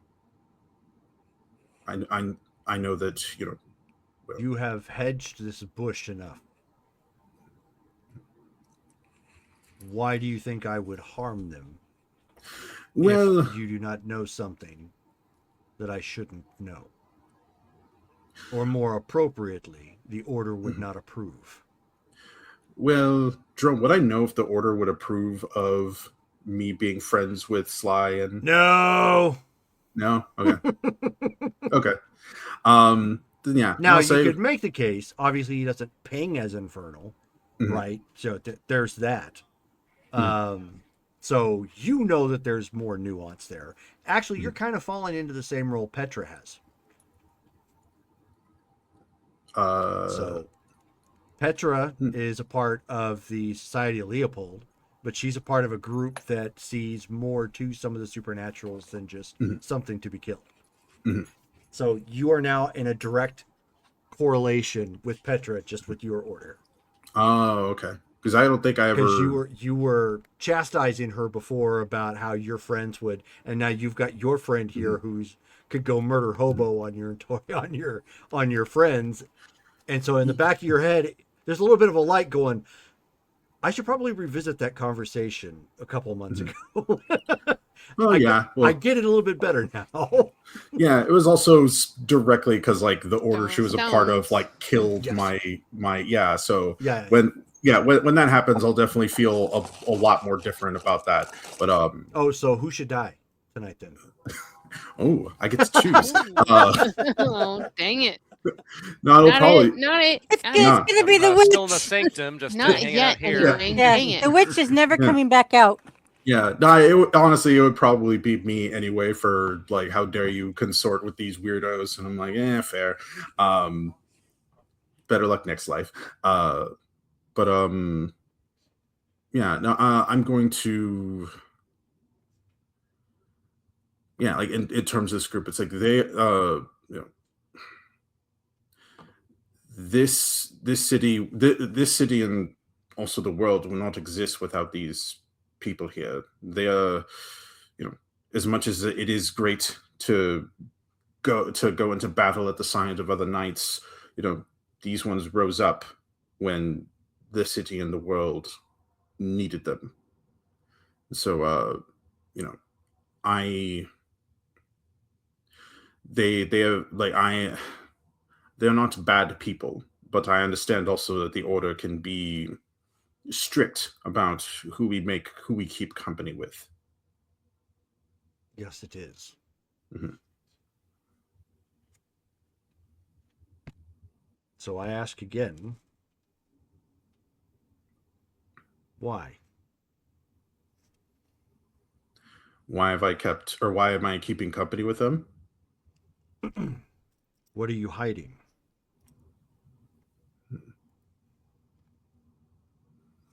You know our order. I do. It's because he loves us. You would not be so hesitant if there was not something important you had kept hidden. Something you feel would not be approvable. Mm-hmm. Yeah. I mean, being a thrall, that's not very important. I mean, yeah, but I don't think he even thinks of it that way. Like, let's see, I think, man, why do we even call this guy? I didn't realize he was just going to show up like this. I thought we had more time to like figure out what's going on before we called him in. But yeah, no, I'll just say, one of this number is a celestial. A celestial. Hmm.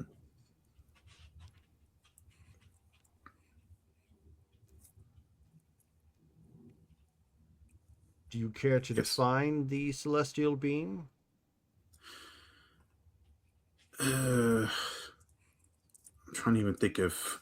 I think you would be over the moon in reporting as such if this individual was indeed a part of the heavenly host. Yeah, about that.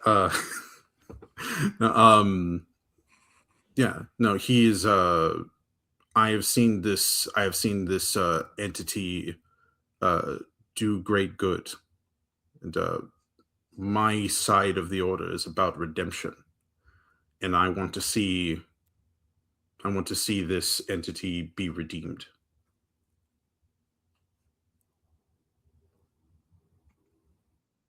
So you are attempting to politely indicate that one of your members is a demon.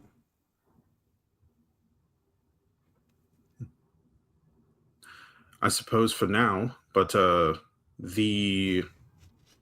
terms of his acts that I have seen him put himself in front of others in order to shield them from great danger.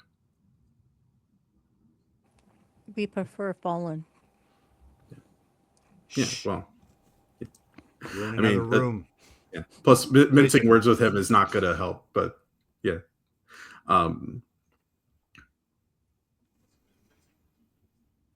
this is distressing.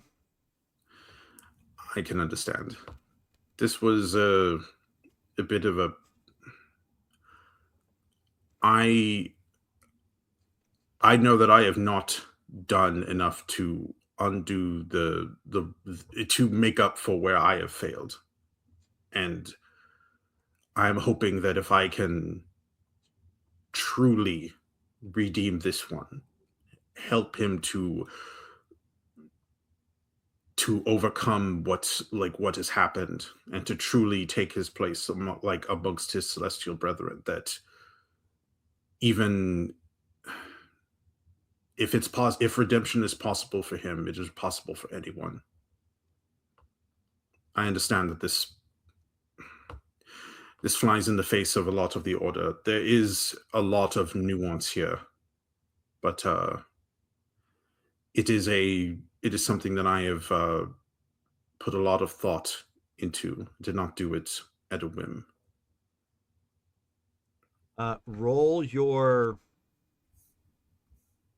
charisma and expression. Difficulty 8. Ooh. Okay. Well, I've got 3 re-rolls. Does he remember? Does he remember that he was spoken to by, was it Michael? And Yeah, the archangel. The archangel that's put I him gave on you the another road. reroll, George. Right. Yeah. I need this to succeed. Yeah, my charisma's not great. Wait, who talked to Michael? Sly. Sly? Yeah. Yeah, were you there? I don't remember if you were there. That's right. Yeah, because he was not at the game where we fought. All the That's too people. bad. Mm, Because that would have been important information. yeah. Oh, well, here we go. Mm-hmm. Oh.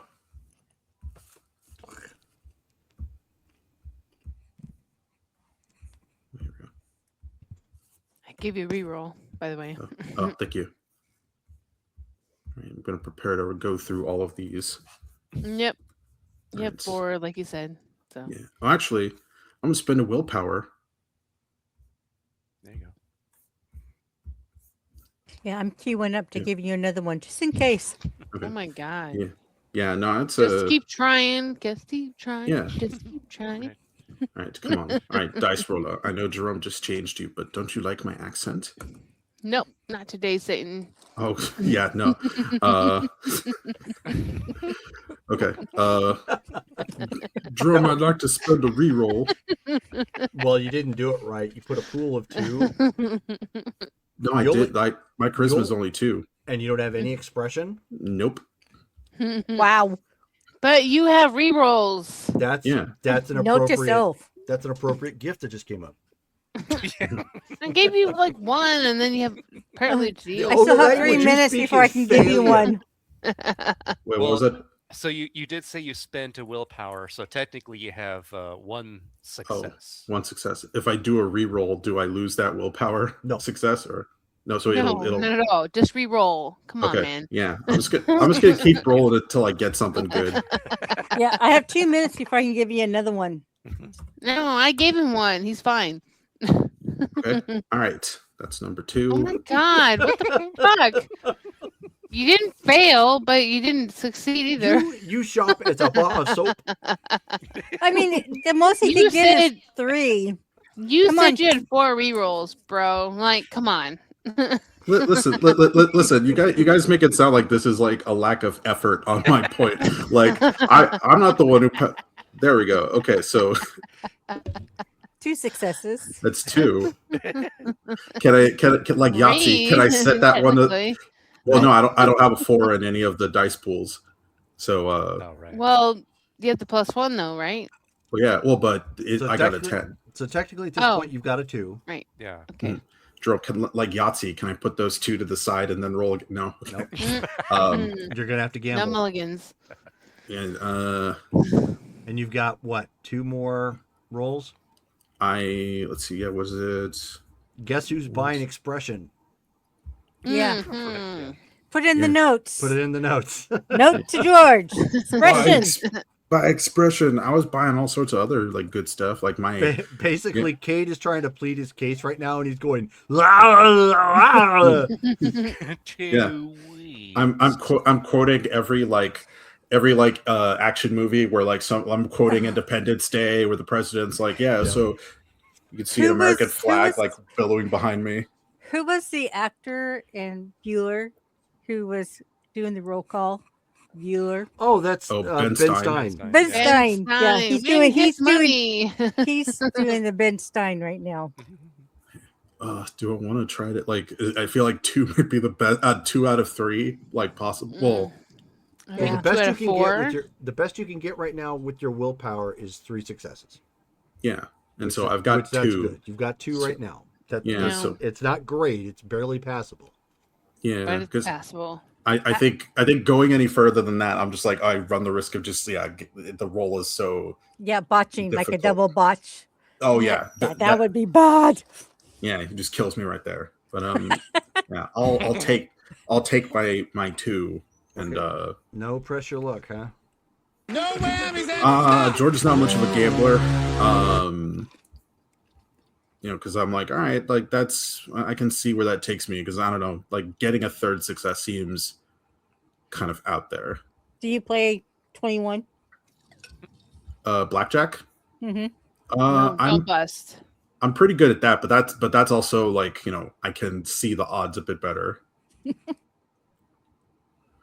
I used to win quarters from this old guy at the cigar shop because I would trick him all the time. Uh-oh. I see the GIF.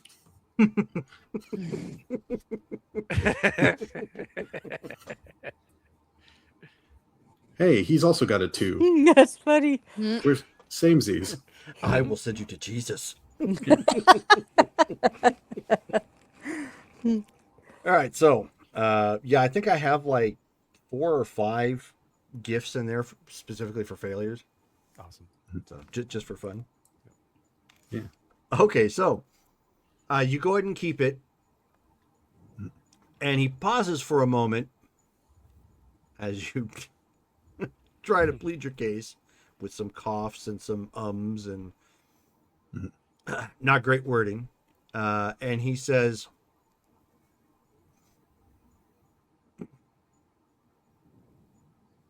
I do believe in redemption, but it is not infinite.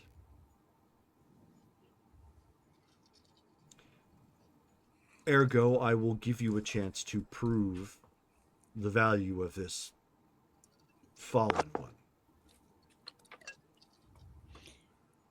Now tell him about the Nephilim. Regretfully, if it fails, I will be forced to take your life. I understand. Very well. You have my word that I will stay my hand for the time being. That is all I ask. Thank you.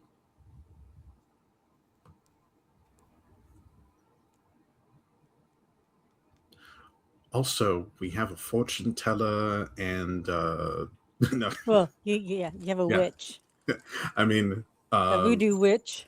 Yeah, but he's, this is like that scene in The Hobbit where he's like, yeah, there might be some dwarves, and then the dwarves just start coming out like 2 at a time. What like they don't know might not hurt them. It's okay. Yeah. No, I'm joking about telling him the witch thing. But no, I just Thank goodness she's not all in her makeup. She actually looks normal today.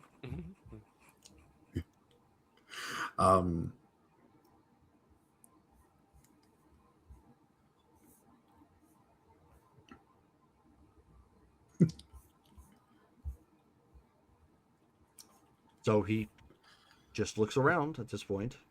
Okay. Can we come out now? Yeah, I'll message them. I'll message Sly and just say, I have spoken with Sir Morgan. I have not in an effort to be forthright. I have let him. He's aware of you. But he is. Wait, when you say you, what do you mean? What do you mean, you people? Yeah, well, I have. So it is not common for members of my order to ally ourselves with others that are not of the order, and especially in the case of some of us, Sly, you kind of represent things that we usually destroy on sight. We just talked about this, and you were saying that you thought things were going to be fine. Yeah, well, so from my perspective, I see you more in a there's a difference between a creature that is done wrong, that is trying to do good, and one that is doing bad and continues to do bad. So he's a different kind of demon. as far as they're I'm okay with. as far as I'm concerned, I want to see him. I think he can be redeemed, and I want life. I want that for him. So you're giving him a chance as well as your order. We are a very woke group. It is Zivalian. No, but how does your order feel about voodoo witches? I wouldn't bring it up, but I I'm vouching.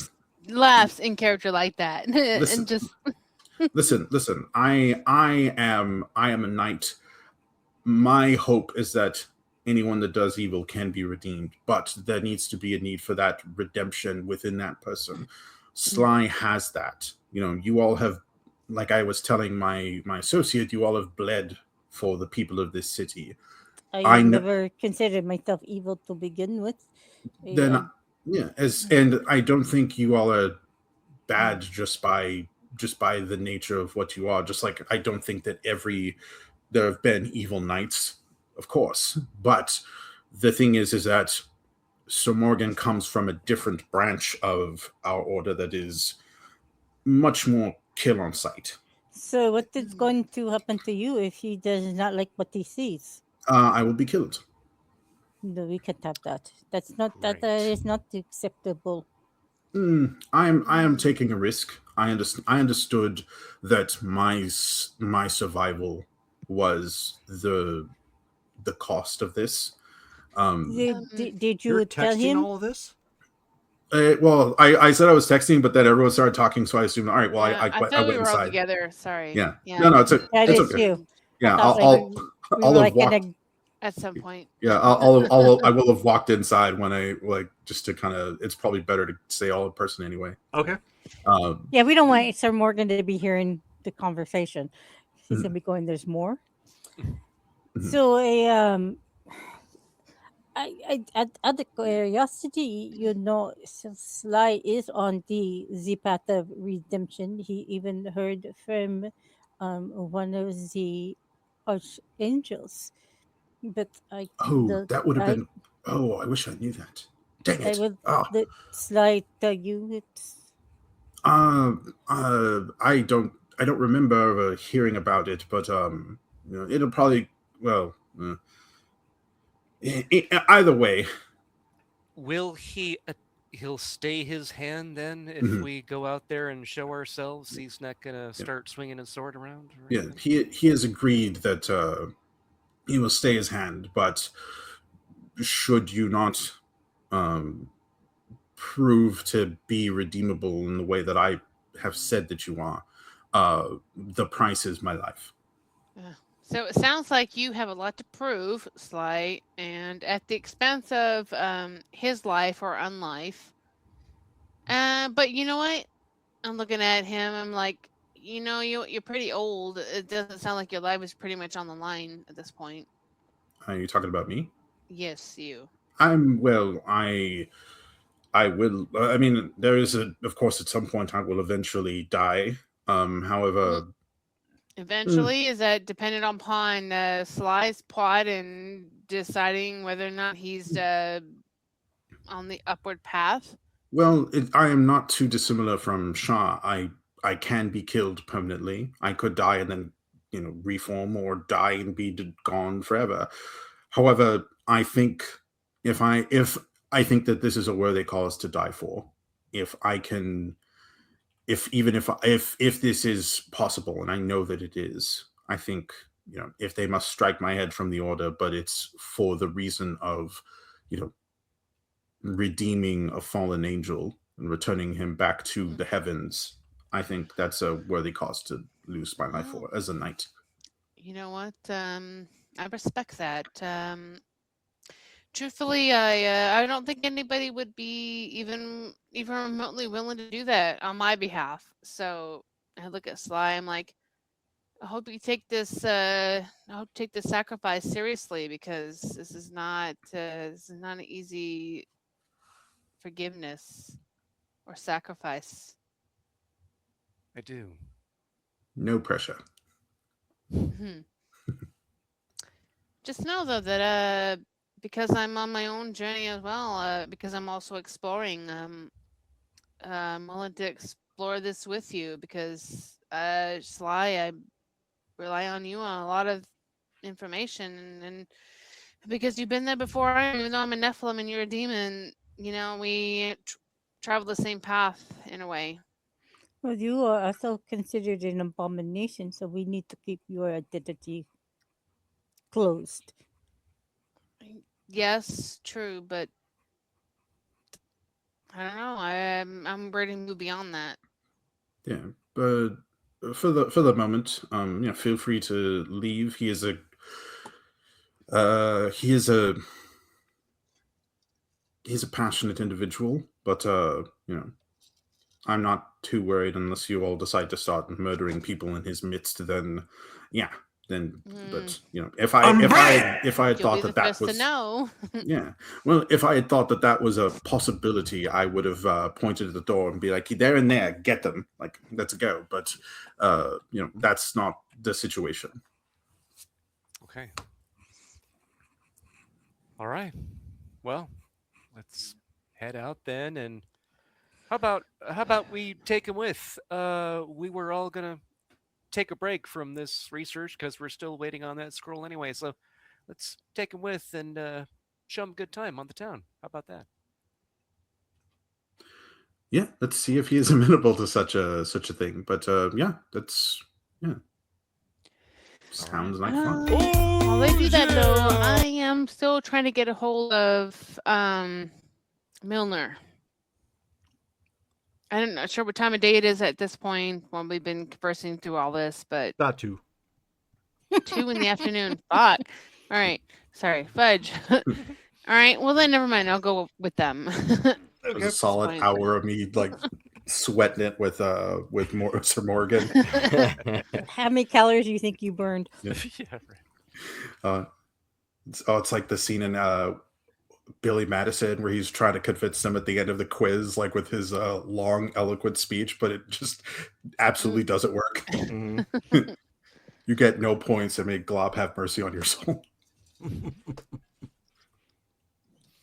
So, the moment that they come out of that door, the moment she sees Sir Morgan and the way he looks, she will probably, well, no, she won't probably, she will take a couple steps back and kind of sideways behind Sly.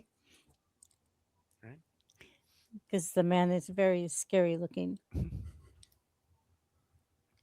Yeah, he's Sir Morgan is very much the quiet intimidation, not the like I'm walking around, I look mean and whatnot. It's just it's very imposing, very intimidating, but not because he's trying to throw his weight around, sort of thing. No, I got that from the phone call or the video chat that they had. That he's not the boisterous intimidation. He's the scarier type of intimidation because it is kind of silent. It's not in your face. Mm-hmm. So yeah, she would take a few steps back. Please tell me he's like looking at like cat videos or something on YouTube when we come out. Like this, like. Yeah, when you exit, he's actually conversing with Auric. Uh-oh. Okay. Forgot about Auric. All right, yeah. Oh yeah, by the way, we have this like cybernetic kind of thing. Yeah. Not sure what to call him. So he's just taking it in, and Draco is doing what he can to direct his attention here or there, or answer any questions that he might have, and then the rest of you exit. Yep. So he stands and turns and looks. Sir Morgan, I presume. So he looks for a moment to Cade, and then he says, "The Infernal, I assume." You assume correctly. I won't hide it. But rest assured, your souls are safe. Yeah, you weren't in danger. That was just a joke. At that point, Draco literally drops his sweat, start going bleep, Yeah. He's just like, oh no. I'm doing Yeah. that meme of the guy like dabbing the sweat. Yeah, Cass won't correct them. She won't tell them that they prefer the fallen. Mhm. She'll keep quiet on that one. I understand this is not an ideal situation. Your order goes after those that are like me. I appreciate the opportunity you're giving my friend and myself. So, as a gesture of good faith, we were actually going to take a break from half a day of research because we haven't been able to get that much. So, why don't you come with us? We'll have a quick bite to eat. You'll get to know the town. How long have you been in Savannah? He looks at his watch and he says, about an hour and a half. Not nearly enough time to check out everything we've got. How about we take you to a good place? It'll be our treat. And so he looks to Draco at that point, and he says, Squire, tend to my things. I will be experiencing the city. And he says, of course, sir, of course. And then he looks to Cade and he's like, was there anything I could do for you, sir? No, you're doing splendidly. Thank you.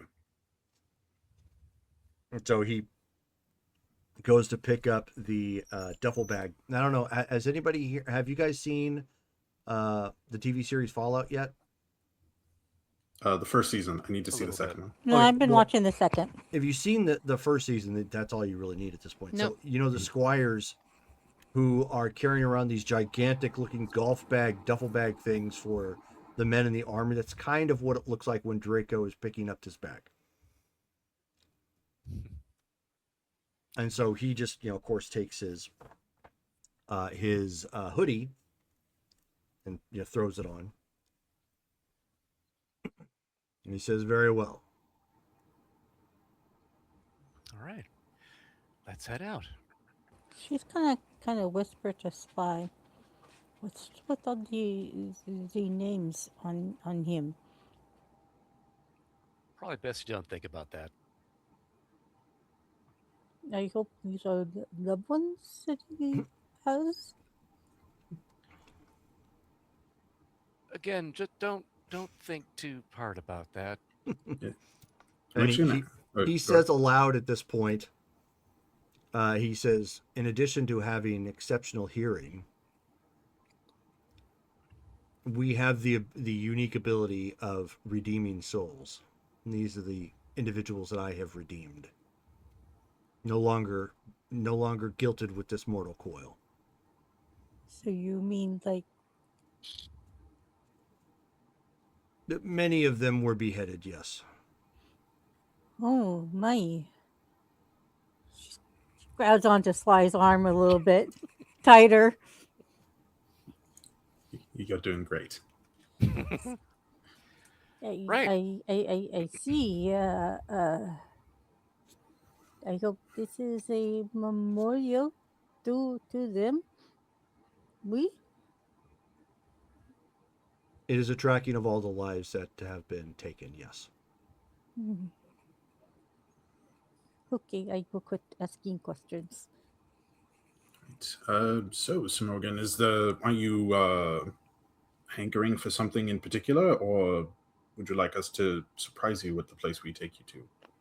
I would prefer to be informed as to the place we are going to. I do not care for surprises. We were going to try the sixpence because you wanted the more English type. Do you want to still go there? Like a pub? Would you like to go to a pub? That would be fine. Mm-hmm. Okay. Mm-hmm. I'm gonna lean into Sir Morgan and be like, Sir Morgan, actually, I don't know if I'm gonna ask this, but are you American? Are you from Britain? Are you from I've just noticed that you don't have an accent. So he smirks a bit and he says, with the name of Albrecht Morgan, you believe that I'm from America? It is a melting pot. I've met all sorts of people, but it just That occurred would to me. make me less than 200 years old, give or take. No, I am not. I merely mask my language and accent to the region I happen to be in. Oh, I see. Smart. It fits in. Yeah, people don't usually remember me anyway, so I don't feel the need to mask it. But No, that does I, make but sense. I do run into others, such as your assembly.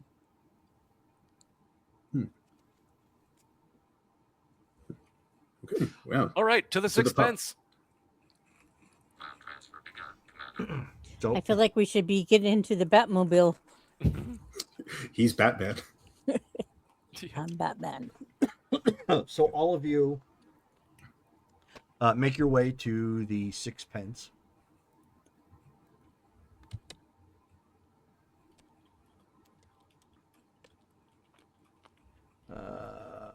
Sixpence Pub in Savannah, Georgia. Mm-hmm.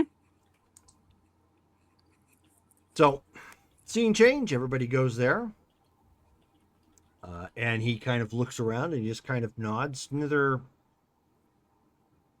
not judging one way or the other, just taking in the surroundings.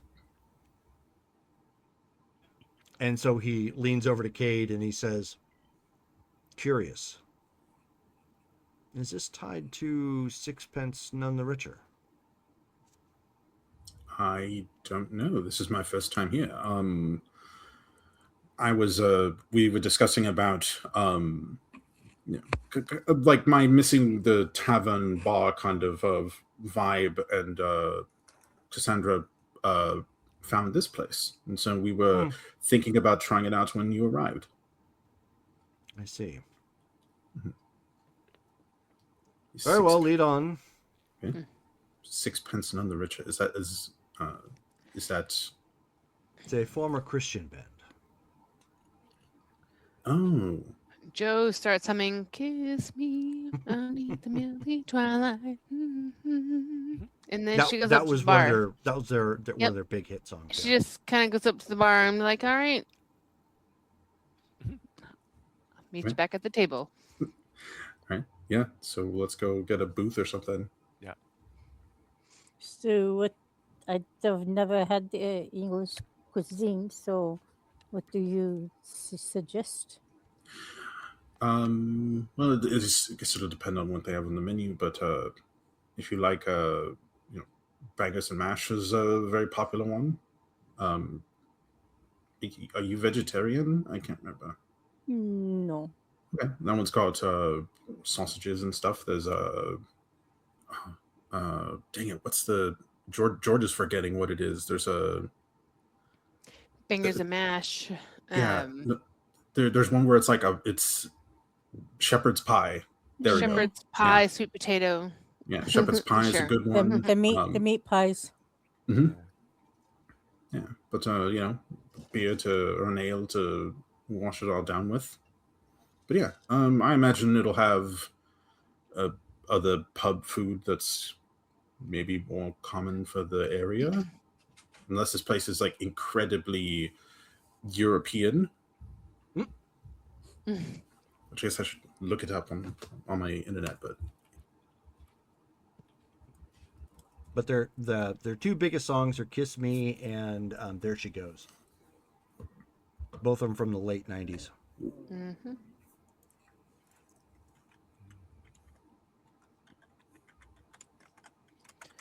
Yep. Joe's ordered a couple drinks at this point and just bringing it back to the table. Okay. Still humming the same earworm of "Kiss Me." Okay. She kind of shoves one towards Cade and another one towards Sly at this point, and then the third one towards Cassandra. One is an Irish car bomb. The other one is a zombie shot, which is like Bailey's and whatever weird thing. And the other one's just a simple vodka shot. It's a roulette. Good luck.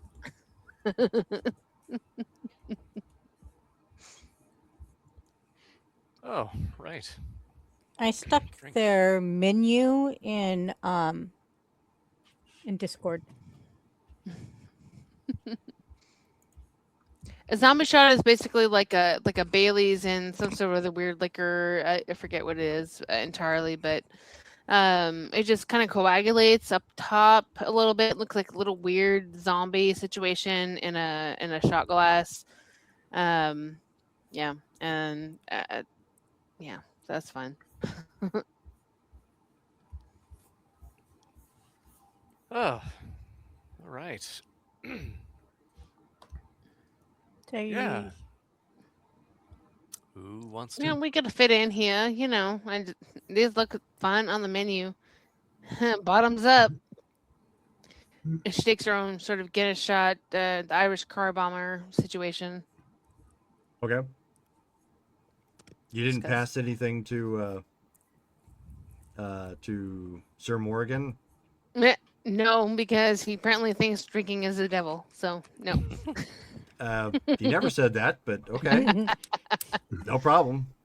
So he notices the difference, and then he turns and looks, and he says to Cade again, and he says, apparently introductions are in order. I didn't know who he was or what. So yeah. This is Morgan. Oh, this is Joe. This is Cass. Is it just the four of us that came out? Cassandra. Okay, yeah, this is Cassandra. Do you? And I'll show him the menus. Like, is there a drink you'd like to get? So Morgan. Sorry, didn't know your preference. My bad. So he just looks at it, and he just notes to the bartender when he eventually comes back around, and he orders a pint of Guinness. And just motion that it's on my tab. So he nods politely at that. So you have introduced Joe, Cassandra, and Sly. Sly. Okay. Mm-hmm. So at that, he says, "You may refer to me as Albrick." Albrick, good to meet you. Likewise. My apologies. I wasn't sure what you drank, so I didn't want to assume. That is quite all but, right. I'm glad you're here. What can we help you with? He's here intently. Well, no, he's here to potentially help us, depending on what. I know. Oh. Uh-oh. You're kind of an oxymoron at times, Joe. Suddenly, a little robot appears on her shoulder and says, "Danger, Will Robinson, danger."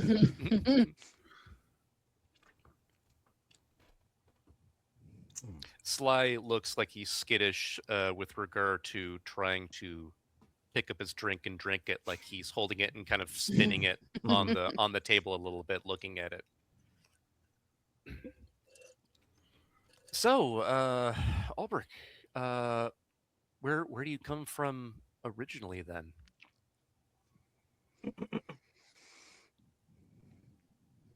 Viruluminium. I'm sorry, excuse you, what? I've never heard of that. What is that? The town is mostly extinct now. Oh. Can you repeat it so we can understand it? Viruluminium. Viruluminium. It was a small village in the Britain wilds.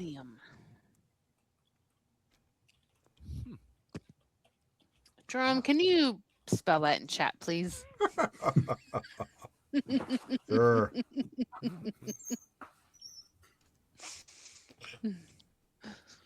Yeah.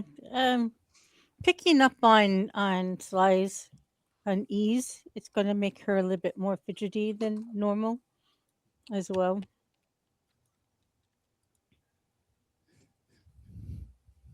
Sly will probably see her doing the tapping try to calm herself down.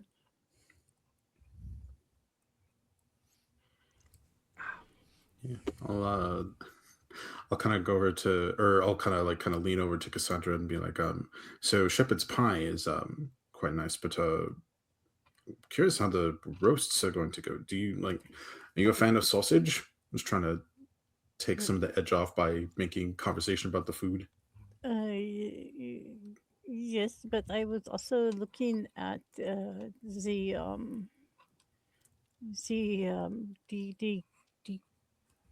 beef Guinness. Oh, Guinness. Guinness. Mhm. It's. Do you want Really Yeah, Damn it does. That's a weird name to pronounce. Yeah. It does have it is cooked in a beer. Is that okay? I think so. I mean, I've had Okay. other things that have been marinated with beer, like steak. Okay. Joe, do you want to share it with me? Yeah, sure. I'll be fine with that.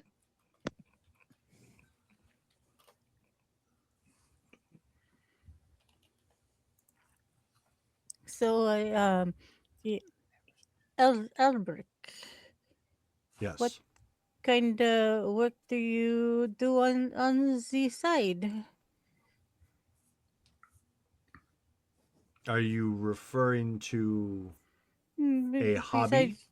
Besides your main employment. My side is my main employment. Oh, it must be very busy then. Yes, the order keeps me exceptionally busy. Ay.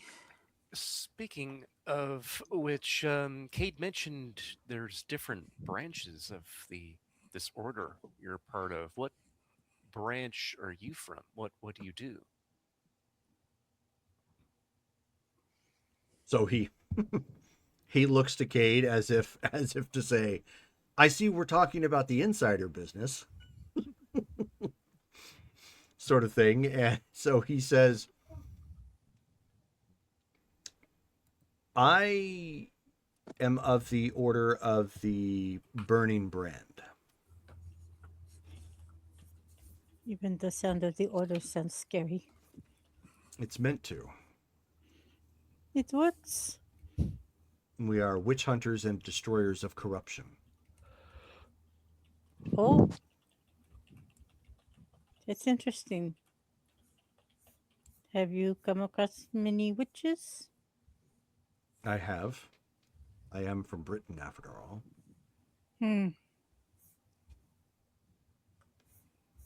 What types of things did these witches do? What made them targets for your order's destruction? Many were apostates. So if they're not a Christian or Catholic, they're on the list. In the earlier days, that is correct. How do you feel about the more Jamaican and Haitian? You're asking for yourself. No, I'm asking for a friend. I can't keep a straight face.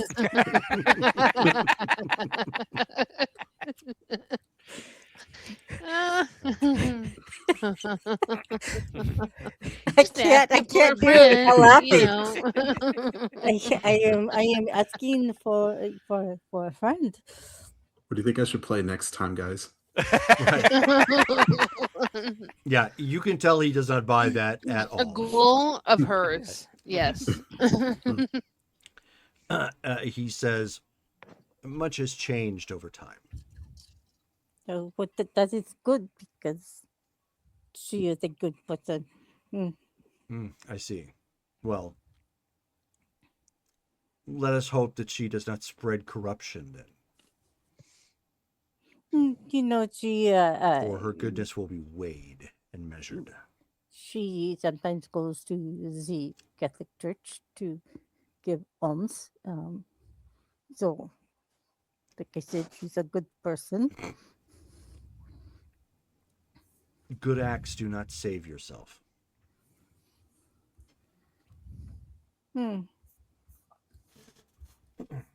But to answer your question in totality, some are evil enough that they do not need to warrant apostasy. We merely act. Such as Magda, the Queen of Connaught. Magda, you mean the one in the Bible? No. Who was this Magda then? She was and perhaps still is an ancient vampire.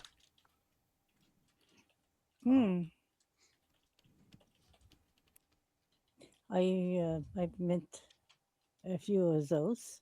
They're not no longer alive, but I have met a few. Rest assured, this particular vampire was older than any that you have met. She was already old when Rome came to the island. That's old. Yeah. Wow.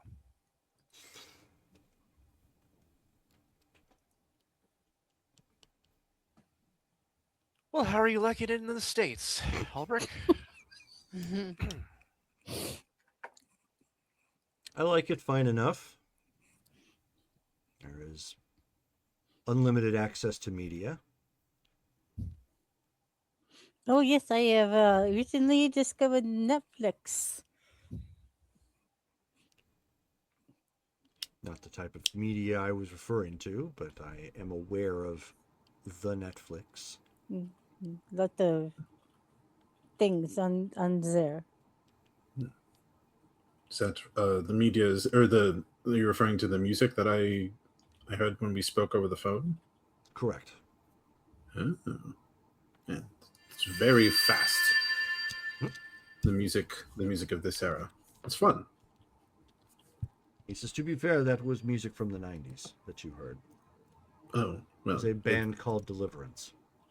No, it's closer to now than, the Bard in the Tavern, It is. Mm-hmm.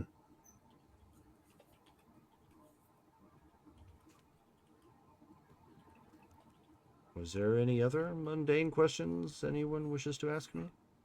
I can't think of anything right now. Fair point. Mundane questions. So, all right, group. I know we were talking earlier about the different goals we had with regard to that curse that we're trying to lift off of our friend. So, we brought up some good points. That we have been going after the demon angle, trying to find it and destroy it, because it might be the ultimate source of this curse, but there's also Skeva himself. Thoughts on whether we should approach one angle or both at the same time? Well, we need to make sure that he can't do this to another. So, I don't know if destroying the document will do it. Or we have to do something to the document to ensure that it does not fall into the hands of another person. I don't feel like destroying an important document like that is going to be the answer. I feel like that might just bestow a curse upon all of us. I mean, just look at the mummy and all that stuff like that. And just not basing that off of movies, just saying. Well, I doubt that Shah is the type to just destroy an artifact, wantonly. I imagine it will probably be sealed away somewhere in her library of like other, ancient knickknacks and stuff. I do agree with you that I wouldn't want the curse to continue to flow downhill. But yeah, in terms of the that it's actually, perhaps you could help with this, Albert.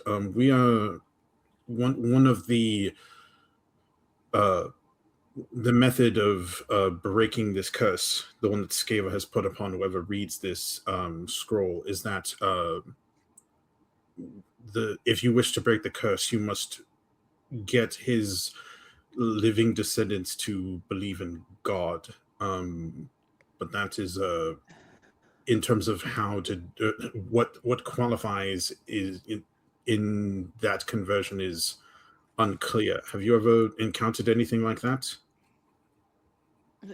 Nothing of that Also, nature. is there but such a that's thing all. as unbinding a curse? I mean, It's solving the curse.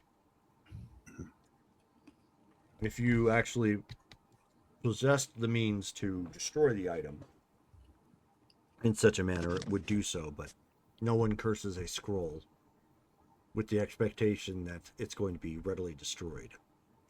you just light a torch to it and be done with it. It's not going to be that easy. He says if you are referring to the scroll of Scava, then this idea that you need to convert them to a specific faith is a misnomer. Oh. So they just How need do to you believe know? in general. And first and foremost, I am a scholar. So, what do you know about Scava? Well, outside of the story in which you are aware of from the Bible, and that the demon proceeded to strike down the remainder of his brethren and his family. You won't happen to know what type of demon it was? It was an earthbound. Well, my research was right then.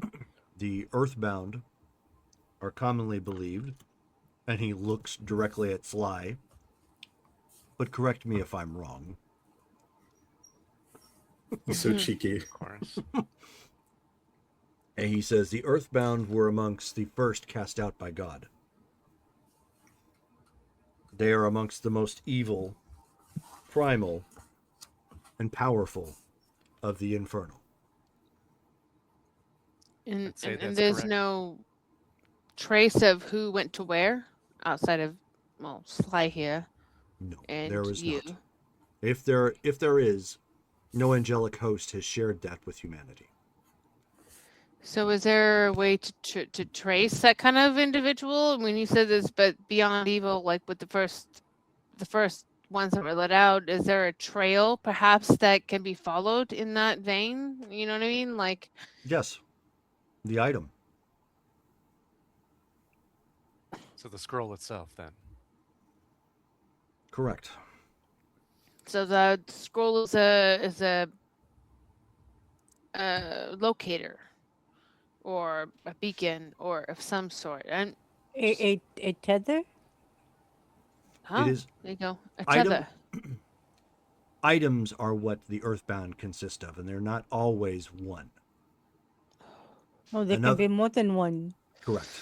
Another misnomer. Okay. Another misnomer is that Scava himself cursed the scroll. So it's split up then, like factions. Well, Yes. Please don't reference Harry Potter. That wasn't well, at all. thank Thank you, but I'm glad you read. well, but hold on. But Albert, what you said is that you said that because I was under the impression, because we've not read the scroll for fear that the curse would just spread to others. But exactly. That is the belief. Yes. So, but you're saying that Scava's not the one who cursed the scroll. So, is the scroll itself the item that this demon has bound itself to? Then, partially, yes. Oh, which is why it would presumably be difficult to destroy. Scava did write whatever text was there. Could we use it to summon this demon? You could perhaps, yes, if you possess the individual's true name. Yeah, the Celestial name, which would bring us back to square one, which, yeah. Which it might be hidden somewhere on the scroll if this is the item that this demon has been partially bound itself to. The common belief behind the scroll of Skeva is that Skeva himself wrote it after evading the earthbound demon for quite some time. It's only partially true. And we have reason to believe that he was possessed in his final hours, and that's why the scroll exists. There should okay. So there's a lot more on the scroll than we even realize at this point. Is there? If that scroll has been around as long as it has, if these demons do what I would think they do, he might have followers. Of course. If we could find a follower, and we could find whoever that this demon put most of his trust in, then we could get at least pieces of his name. But how do we find a Or enough follower? I see what you're going. I see where you're going, Sly. Okay. Yes, 100%. But how will we find a follower when we don't even know what who You know demon what? is? We have found a lot of weird shit at this point in time, so I would be more than happy to find this person at this point. I mean, If we hold on to yes. that scroll for long enough, then the followers, one or more of them, might actually come to us. It's a good chance that we could put it on a beacon or something, or just some sort of like, hey, we're here, come conglomerate with us. So, one of the suggestions to do with the scroll was to scan it to see if there was any hidden messages or symbolism. Yeah. Do you know where we could find such a scanner that we can use? Oh, someone that works in probably the arts department or something, that could potentially maybe have access to that type of material for examining documents like that. The police department, I mean, I have some context there, but nothing enough to forensically examine material like that. You need like a museum or something. Would the police department even have that kind of equipment? If they did, I don't have that type of extensive capability. But if you want something like that, it sounds to me like something more of like an art museum or just something that helps preserve stuff like that, where they can examine potentially documents. I mean, I'm not experienced in that area, so I'm only kind of guessing. So he shakes his head and he says, such a device that you're referring to is not only powerful, but incredibly expensive. Savannah likely does not have the population in any of their museums to have a reason or have the funding to support such a thing. So where would you suggest that we go? Now, I am aware of one such in Chicago's Field Museum. But we have to get this document in and be able to walk back out with it. Well, that's if we even want to go that route to see if that's going to find anything special on the document. Presumably, it would allow you to look at it without being infected by the curse. Is the curse one that the more people who read it would be affected by it? Is it that nature of... Of course. Oh, okay. The idea is that this is like a virus. The particular demon likely gained something from it from more people suffering the curse. Does the curse, like a virus, will our friend who is currently cursed, will it spread to other people who have not been exposed to this scroll? Presumably not. Okay.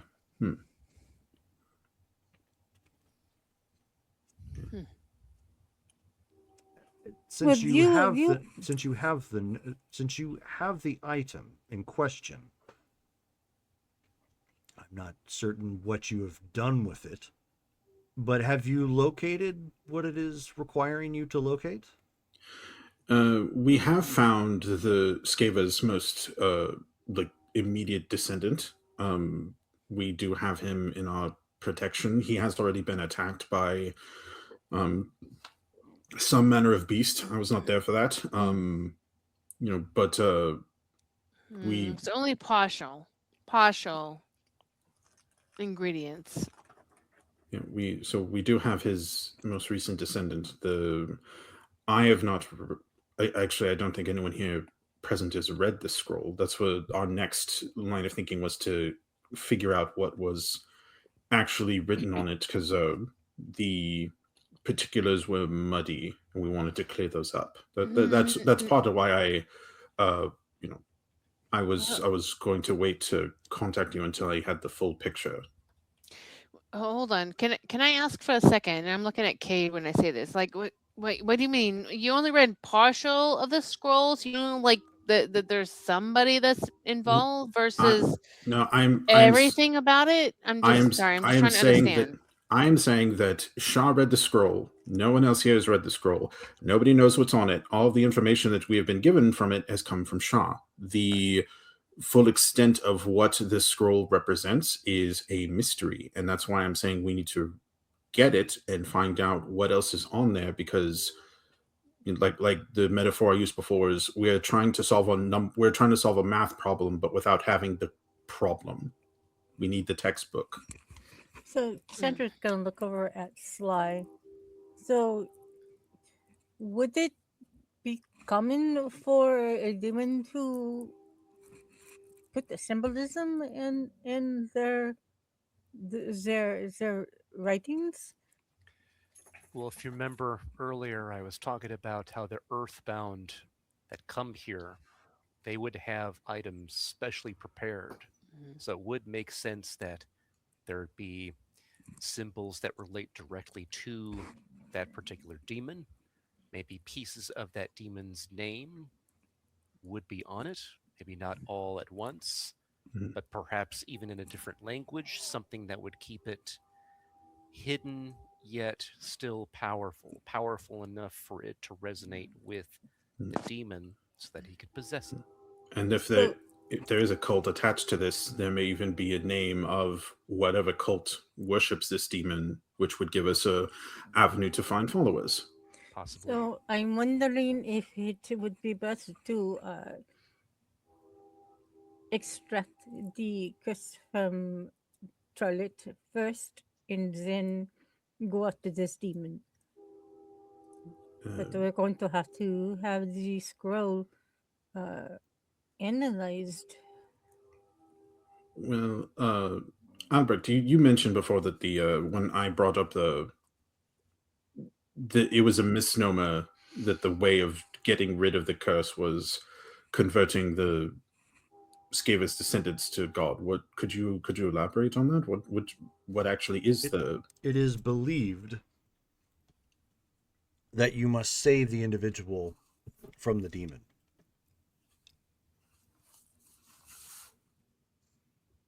So we have to kill the demon, save the child. Mm-hmm. If you must put it in such pedantic Hollywood terms, that would be accurate. Okay, so the original plan is literally the way to go. Good to know.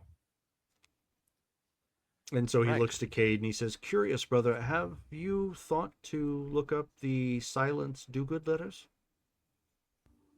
The what? Silence Do-Good letters? Drum, do I know what those are? Oh, do you want to give me an occult check? Yeah. Mm-hmm. Difficulty 7. Intelligence and occult. Intelligence and occult. Okay. Anybody can actually dive into that one if you'd like. Yes, I should. Because I do have occult in intelligence, so that one's. I would hope you do, given what you. Yeah. Well, because he doesn't talk to that many people, so. I will. I will definitely roll this because you said it's difficulty 7. Difficulty 7. Difficulty 7. All right.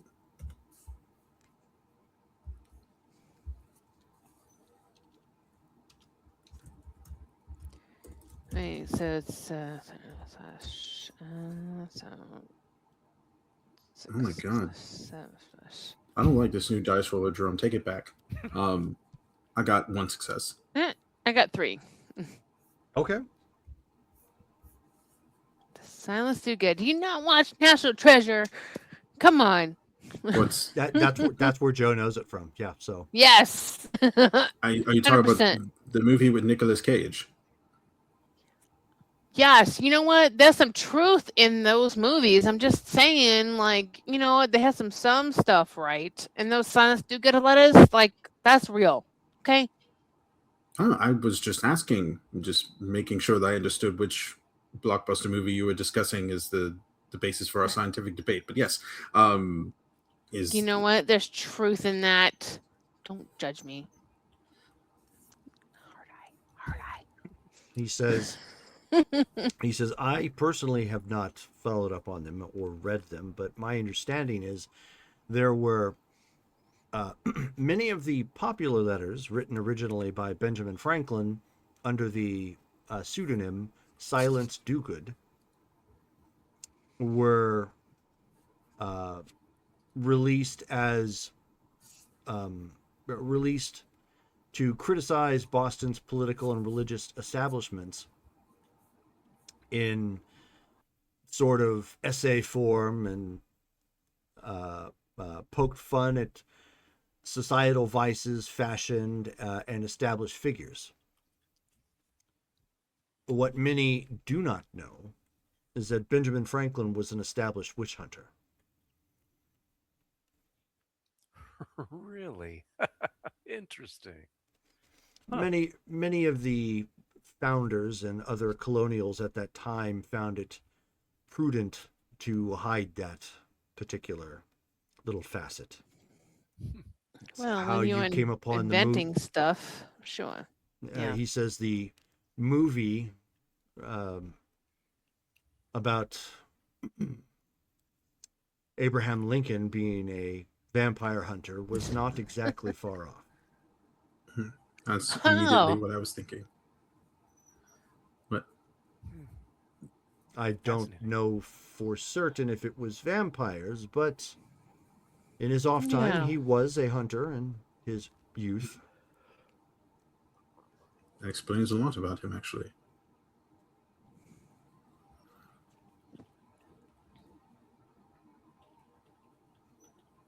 But if you must, and you can find the other missing Silence Dogood letters, I'm certain you'll find some more information there. He says the colonials of the time seem to have been plagued by nascent demon forms. Some believed to be Native American demons, which I don't know if there was much truth in that, but it could be given what we know of the werewolves. Others were likely of the legitimate infernal type.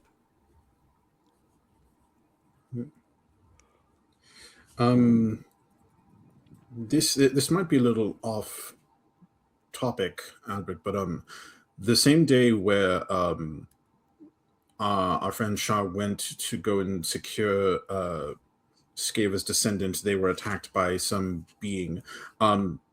That same morning at Shah's residence, we were collectively attacked by deep ones connected to Dagon. You mentioned Boston, and immediately I thought of New England and all of the stories of those type of eldritch abominations.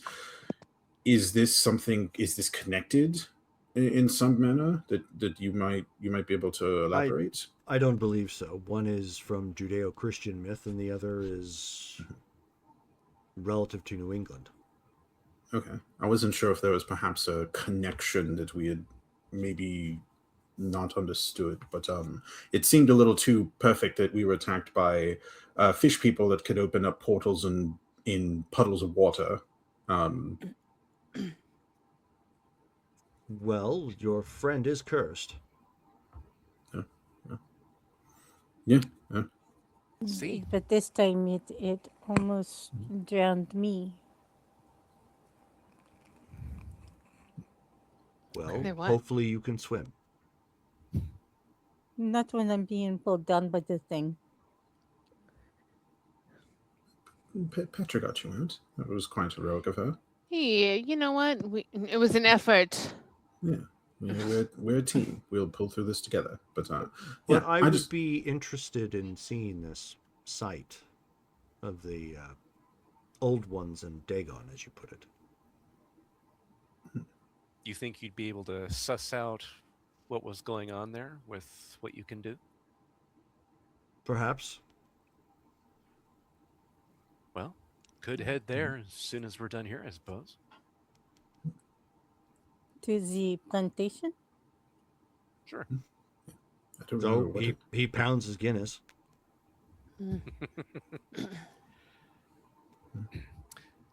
Somebody else is going to drive, right?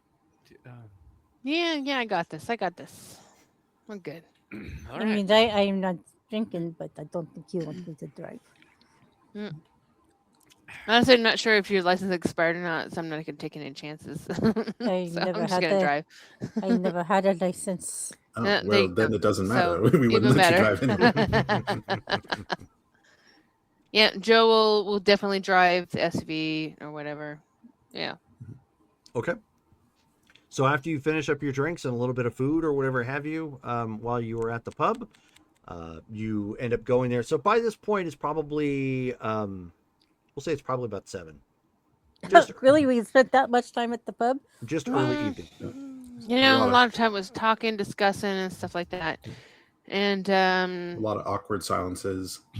by that time, have I heard any response or have had any callback from Milner? Not yet, but you're close. You know enough that you're like on the cusp of his waking hours. So probably soon. Cool. All right. So I'll basically wait. I know it's like 10:30 right now, so I figure we're probably getting ready to end it. But yeah. Is it really that late? Wow. Yeah. So next game, I will wait for Milner to reach out to me, or I would reach out to them. So again. When you get back to the plantation at this point, of course, Rose lets all of you in so you can look, and he's just kind of examining. He ends up pulls out an item from his pocket and kind of holds it, in place. It is, it's an earlier form of the cross, more of like a Celtic design. It's got the cross, but then it's got the ring around it, sort of a look. And he's just kind of using it to focus on the area. Especially when you guys point out, what happened where.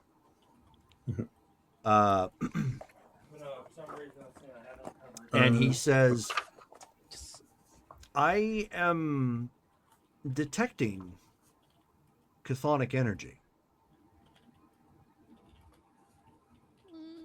Do I know what chthonic exactly? means? Yeah, exactly. Like, I don't know what the heck that means. He says, under normal circumstances, and he pulls out his blade. It's not glowing. He says, I can detect infernal energy. I know when a demon is nearby. In this particular case, I can detect the presence,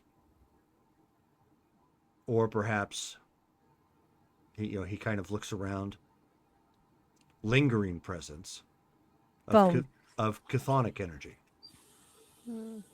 But what is it to be chthonic exactly? Of the elder gods. Huh. All right. So I'll look around. I mean, when he says that, at this point, it makes it feel eerie when he says that, but you don't see anything really. He says, I would strongly urge all of you to, or the owner of this home, probe the past of this particular plantation. It was a plantation. It had slaves, and it is part of my own heritage. So I know that some of my ancestors cursed the places that they were enslaved. They would curse the owners. They would do rituals, voodoo rituals. Are you sure this wasn't your friend you're referring to? Well, you already know it's not my friend, so. But this is I am just aware of this because it is part of my heritage.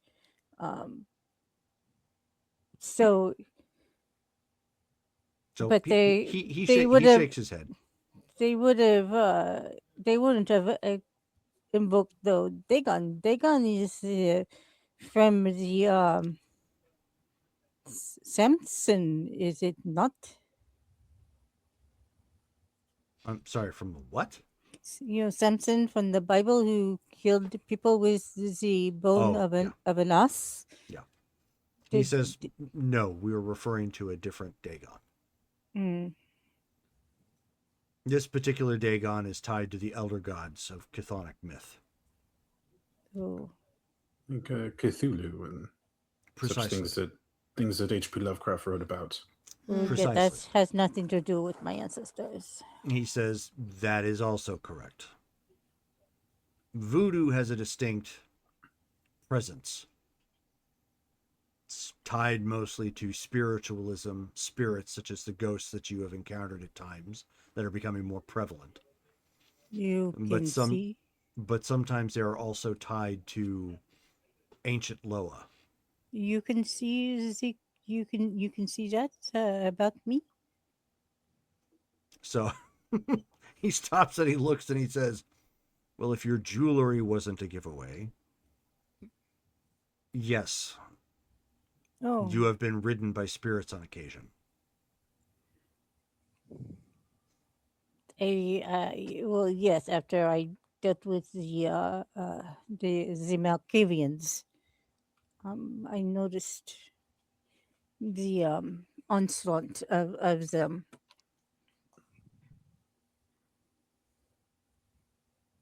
But that's where you're going to want to look, I believe. And it is likely tied to the history of this house. Okay. Right. Be sure to let Sean know. She seems to be the one who's good with history.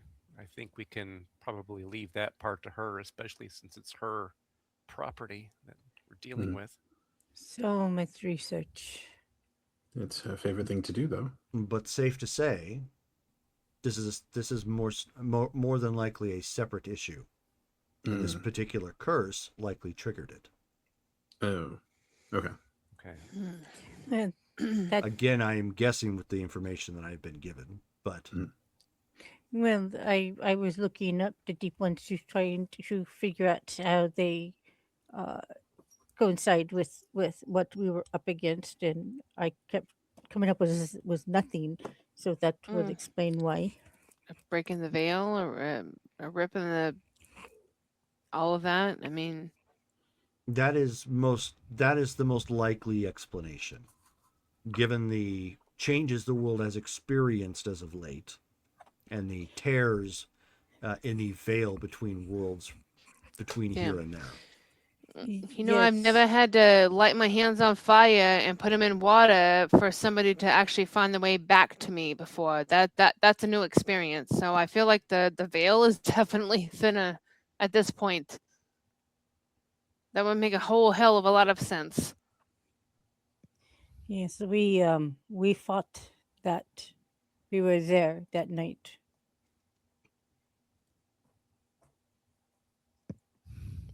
Okay. Well,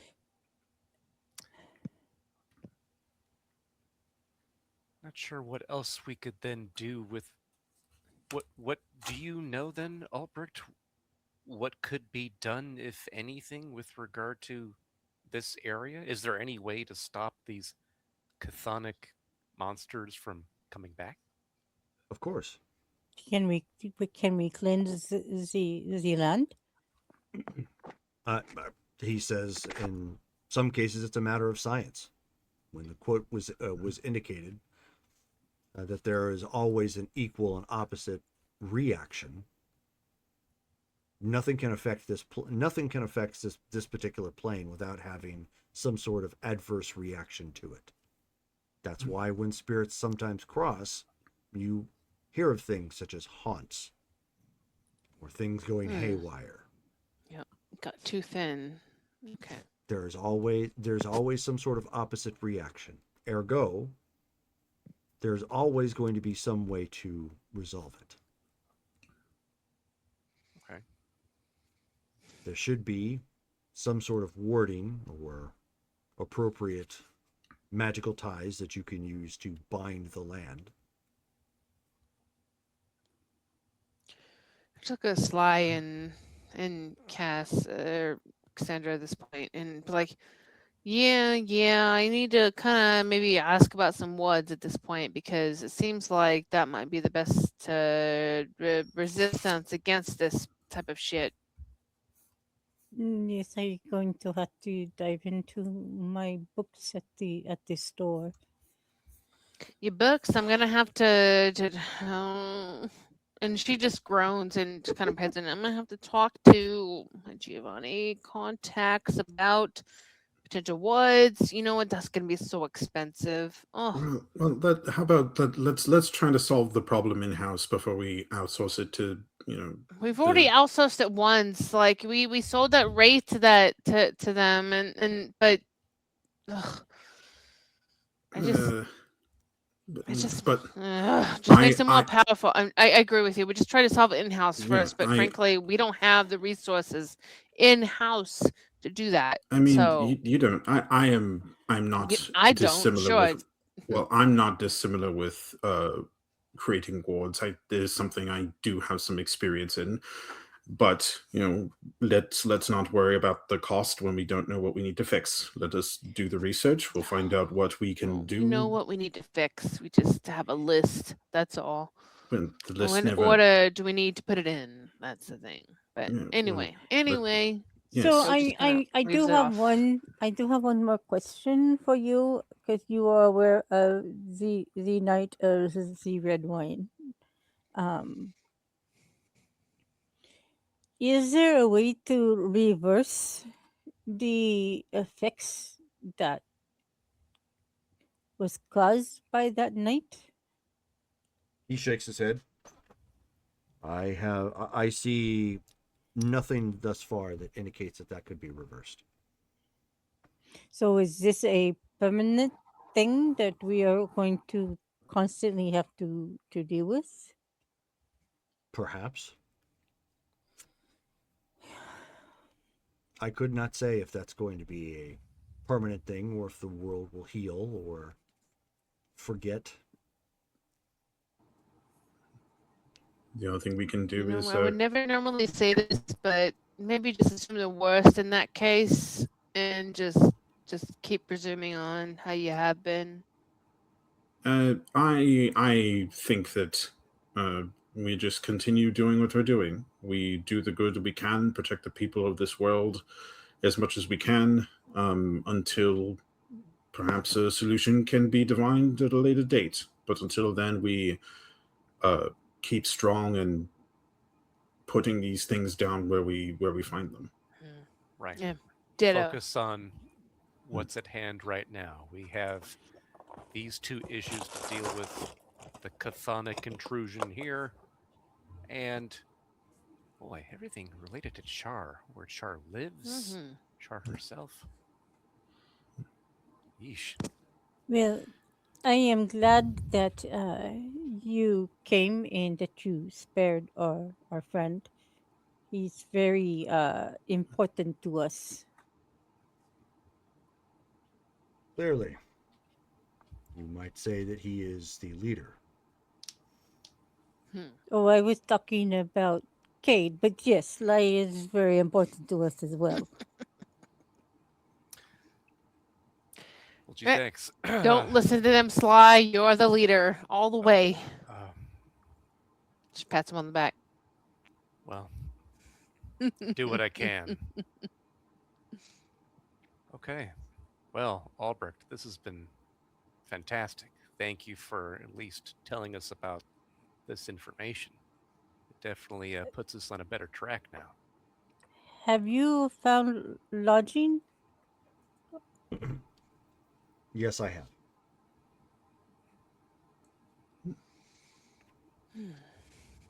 And with that, you end up seeing Cade's car come pulling up. And the squire flags down Albert.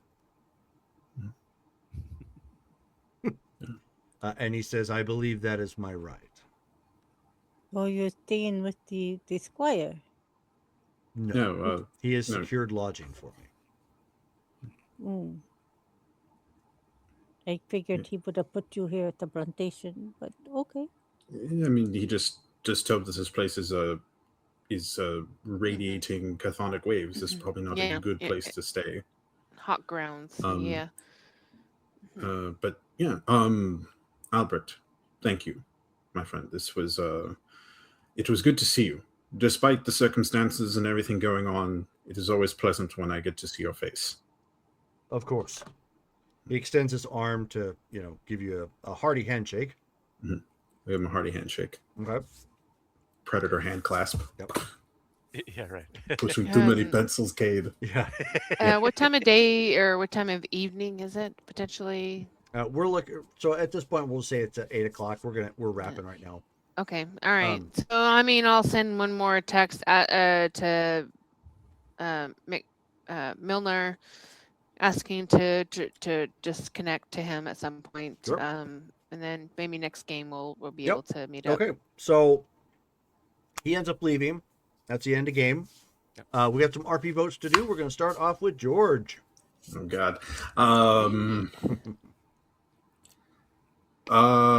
gonna go with I'm gonna pick Shelly because her tiptoeing around the dinosaur, trying not to to provoke its anger while still stepping into its mouth a couple of times. Yeah, I was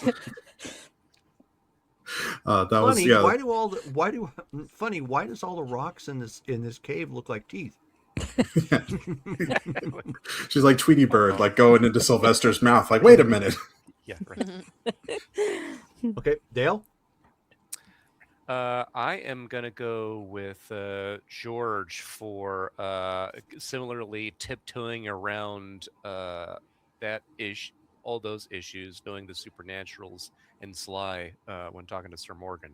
That was intense. Okay, Rachel. It's so funny. It's going to be a three-way tie because I'm going to go with Dale because of that same situation.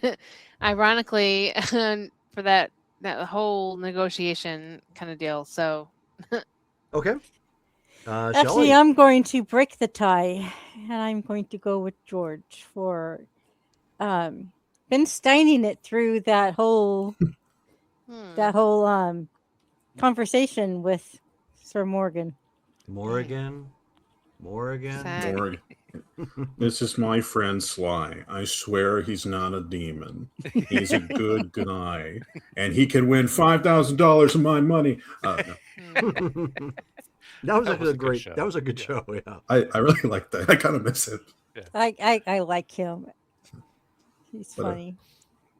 Cool. Okay, so George, you end up getting 2 XP to add to your character sheet. Hooray! Thank you, guys. So you guys are at a point you can spend XP. So I've been waiting. Expression. I got 42 to spend. I was going to spend it on demon lore, but yeah, probably if expression's going to keep me alive, yeah. All right. So how much is it for lore? Is it just 1 XP or 2, 3? Nope. It's the same thing as any other ability. So it's 3 for the first point. Okay. And then 2 times. two, And then current rating okay. times 2 after that. Okay, I'll put it on my sheet. And then I'm going to Alrighty. get some more sorcery. So, yeah, make sure that if you're getting any more sorcery or any magic or whatnot, you guys ask first. Yeah, I will. I'll be in contact. Right. So, tomorrow, we will probably be playing superhero game, Marvel Superheroes, and that will start, at 6 p.m. Pacific Standard Time, or sorry, 6 p.m. Our time, 5 p.m. Pacific Standard Time. So Don't confuse me. So please, everybody, feel free to check that out. Depending on how I feel Saturday, and then of course Thursday coming up, which that is the 22nd at 7:30 p.m. Our time and 6:30 p.m. Pacific Standard Time. We will be playing D&D once again. So Kingdoms of the Shattered Crown. Looking forward to that. Hope you guys hang out with us some more, and we will catch you all again next time. Good night, guys. Bye.